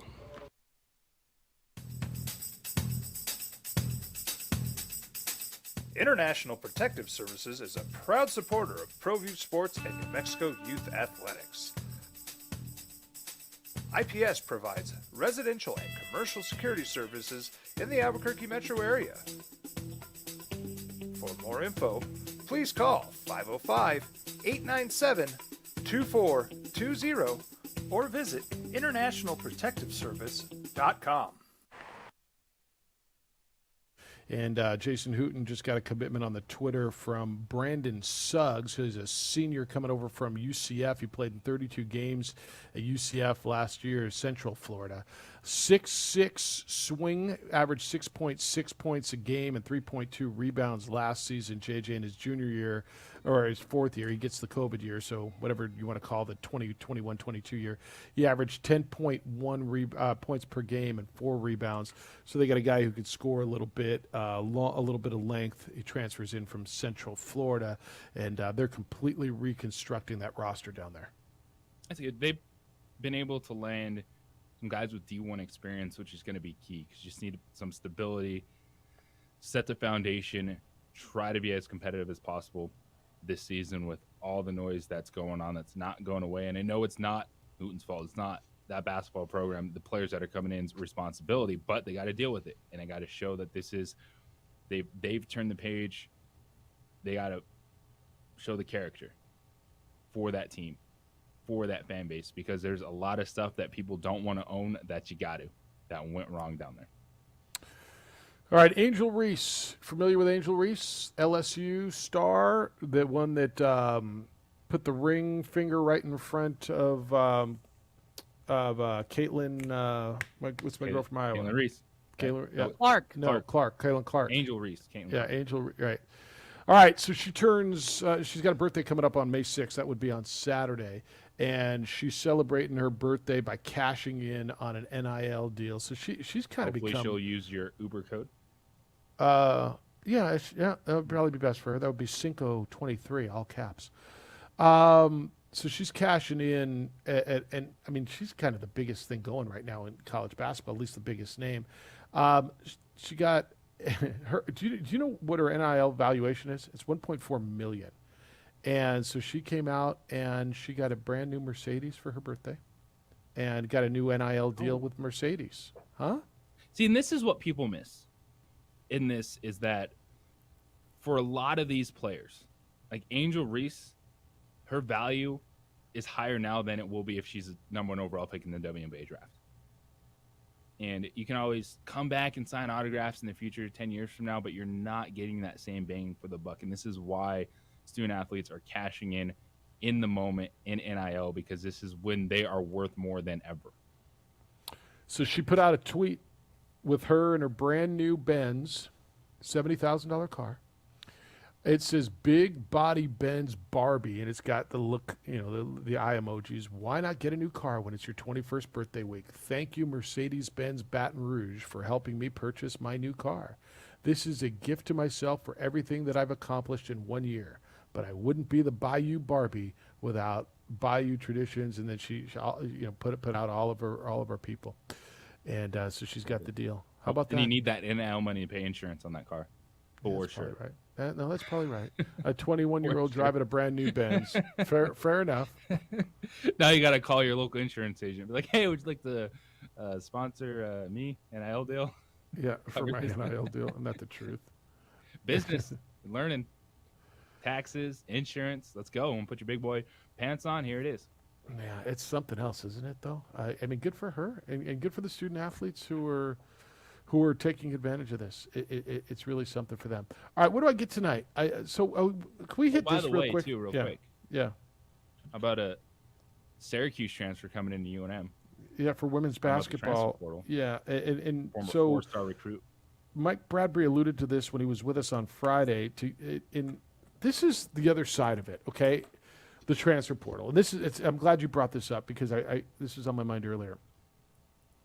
I told you, I'm here in Scottsdale for league meetings, and I was having some conversations with some administrators about the portal, and especially on the women's side, they're really, really struggling trying to keep athletes. And I said, well, how often does it work in both ways, right?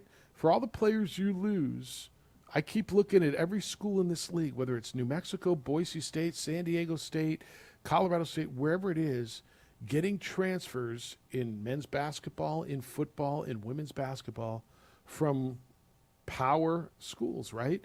And JJ, Mike Bradbury just added a player who looks legit that came from the ACC, that was a good player at Syracuse. So, yeah, you hate the transfer portal when it goes the other way, but when you get something like this in, this is to your advantage. And it feels like at UNM, and I'll continue to make this argument, you have been helped more by the portal than I think you've been hurt. 100%. I had this conversation last week with Nicole Dixon, the softball coach, about just her first year in the Mountain West. What has she learned about the league? And she said, to be competitive, you have to be a player in the transfer market in terms of landing a few core pieces from power conferences. And if you look at Boise State, who's dominating softball right now, they got a couple transfers from Oklahoma, a powerhouse program, and maybe didn't quite break through there, but are fantastic players in the Mountain West. To play the game at a high level, you got to have that balance. And the Mountain West is a league that can take advantage of that. And Nia Wilson, the 5'8" guard with 2 years left, is a perfect example. She was top 100 recruit out of high school. Goes to Syracuse. She was recruited during the COVID season. 1 year there, the coach is fired, a lot going on, doesn't get on the court for 2 years. So this isn't a player that you look at and say isn't good. It's just the opportunity wasn't there. You come to the University of New Mexico, you're going to have that opportunity. You have Power 5 athleticism. You're a top 100 recruit out of high school from Dallas, Texas. And you're looking at a potential player that could be looked at as like preseason newcomer of the year. The same thing we saw with Amaya Brown last year coming into the Lobos.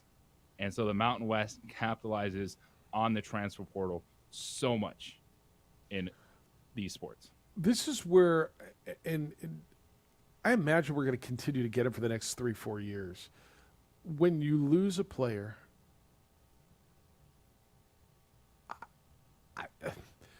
don't lose your mind. Now, if you lose somebody that you really don't want to lose, like the Josiah Alec thing was a little different, right? It was someone who was really contributing, who'd been there 1 year, that you really liked, that felt like he liked here. Like, that was a shock. But when you lose a Javante Johnson, who really good dude, like, I like him personally so much, and KJ Jenkins for that matter.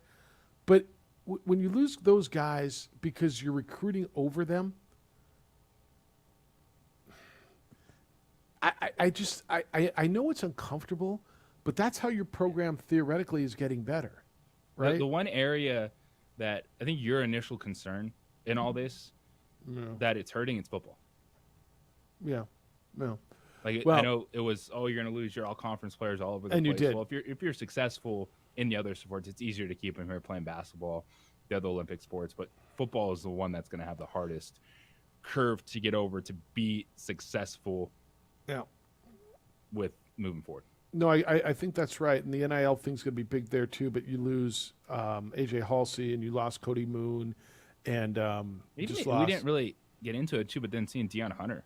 Yeah, that was one. And a local kid that goes in. I got into that. I almost want to say it was. Anyway, we talked about it the other day.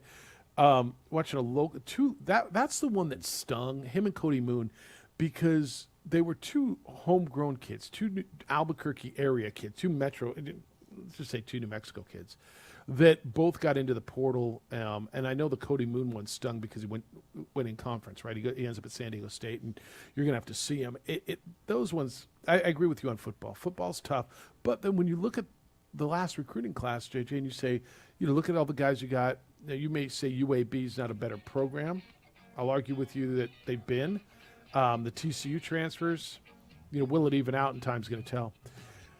Thank you to Eddie Nunez, the athletic director at UNM. He was with us today. Marie, thanks for getting us through the early technical problems that we had today. I think we got it figured out now. Oh, no, you're ready to rock tomorrow.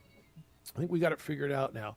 Adrian, great work on the visual side. Marie, great work today. Thank you. Jim Rome is next. The Herd with Colin Cowards after that. 2 Men On comes your way at 4 o'clock, and it's Ice Soaps in Sugarland, right? Is that who they're opening up with? I believe. Space Cowboys. Space Cowboys in town. We're back tomorrow morning with award-winning radio starting at 7 a.m. Big day for you? Huge day. Enjoy it. Be good to each other, please. Be kind, loving, caring, and sharing. We'll smell you tomorrow at 7.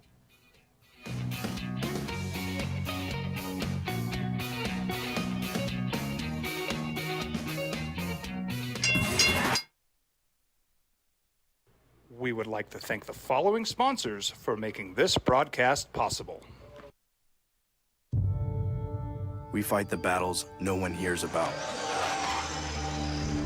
We drop into the middle of firefights to rescue others. And act as one-man air traffic control towers. We're the ones who go before all others.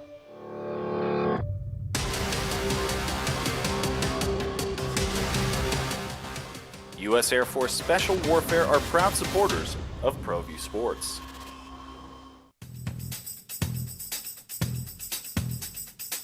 International Protective Services is a proud supporter of ProView Sports and New Mexico Youth Athletics. IPS provides residential and commercial security services in the Albuquerque metro area.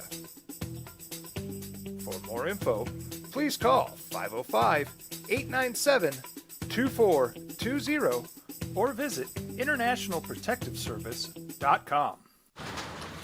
Check it out. What is it? It's a time machine, bro. I could jump into the future, get my paycheck early. I already get my paycheck early at US Eagle. Get your paycheck up to 2 days early with US Eagle Early Payday. Now's a great time to have your checking with US Eagle. Time machine. Your girlfriend breaks up with you in 22 hours, 53 minutes. Wait, what?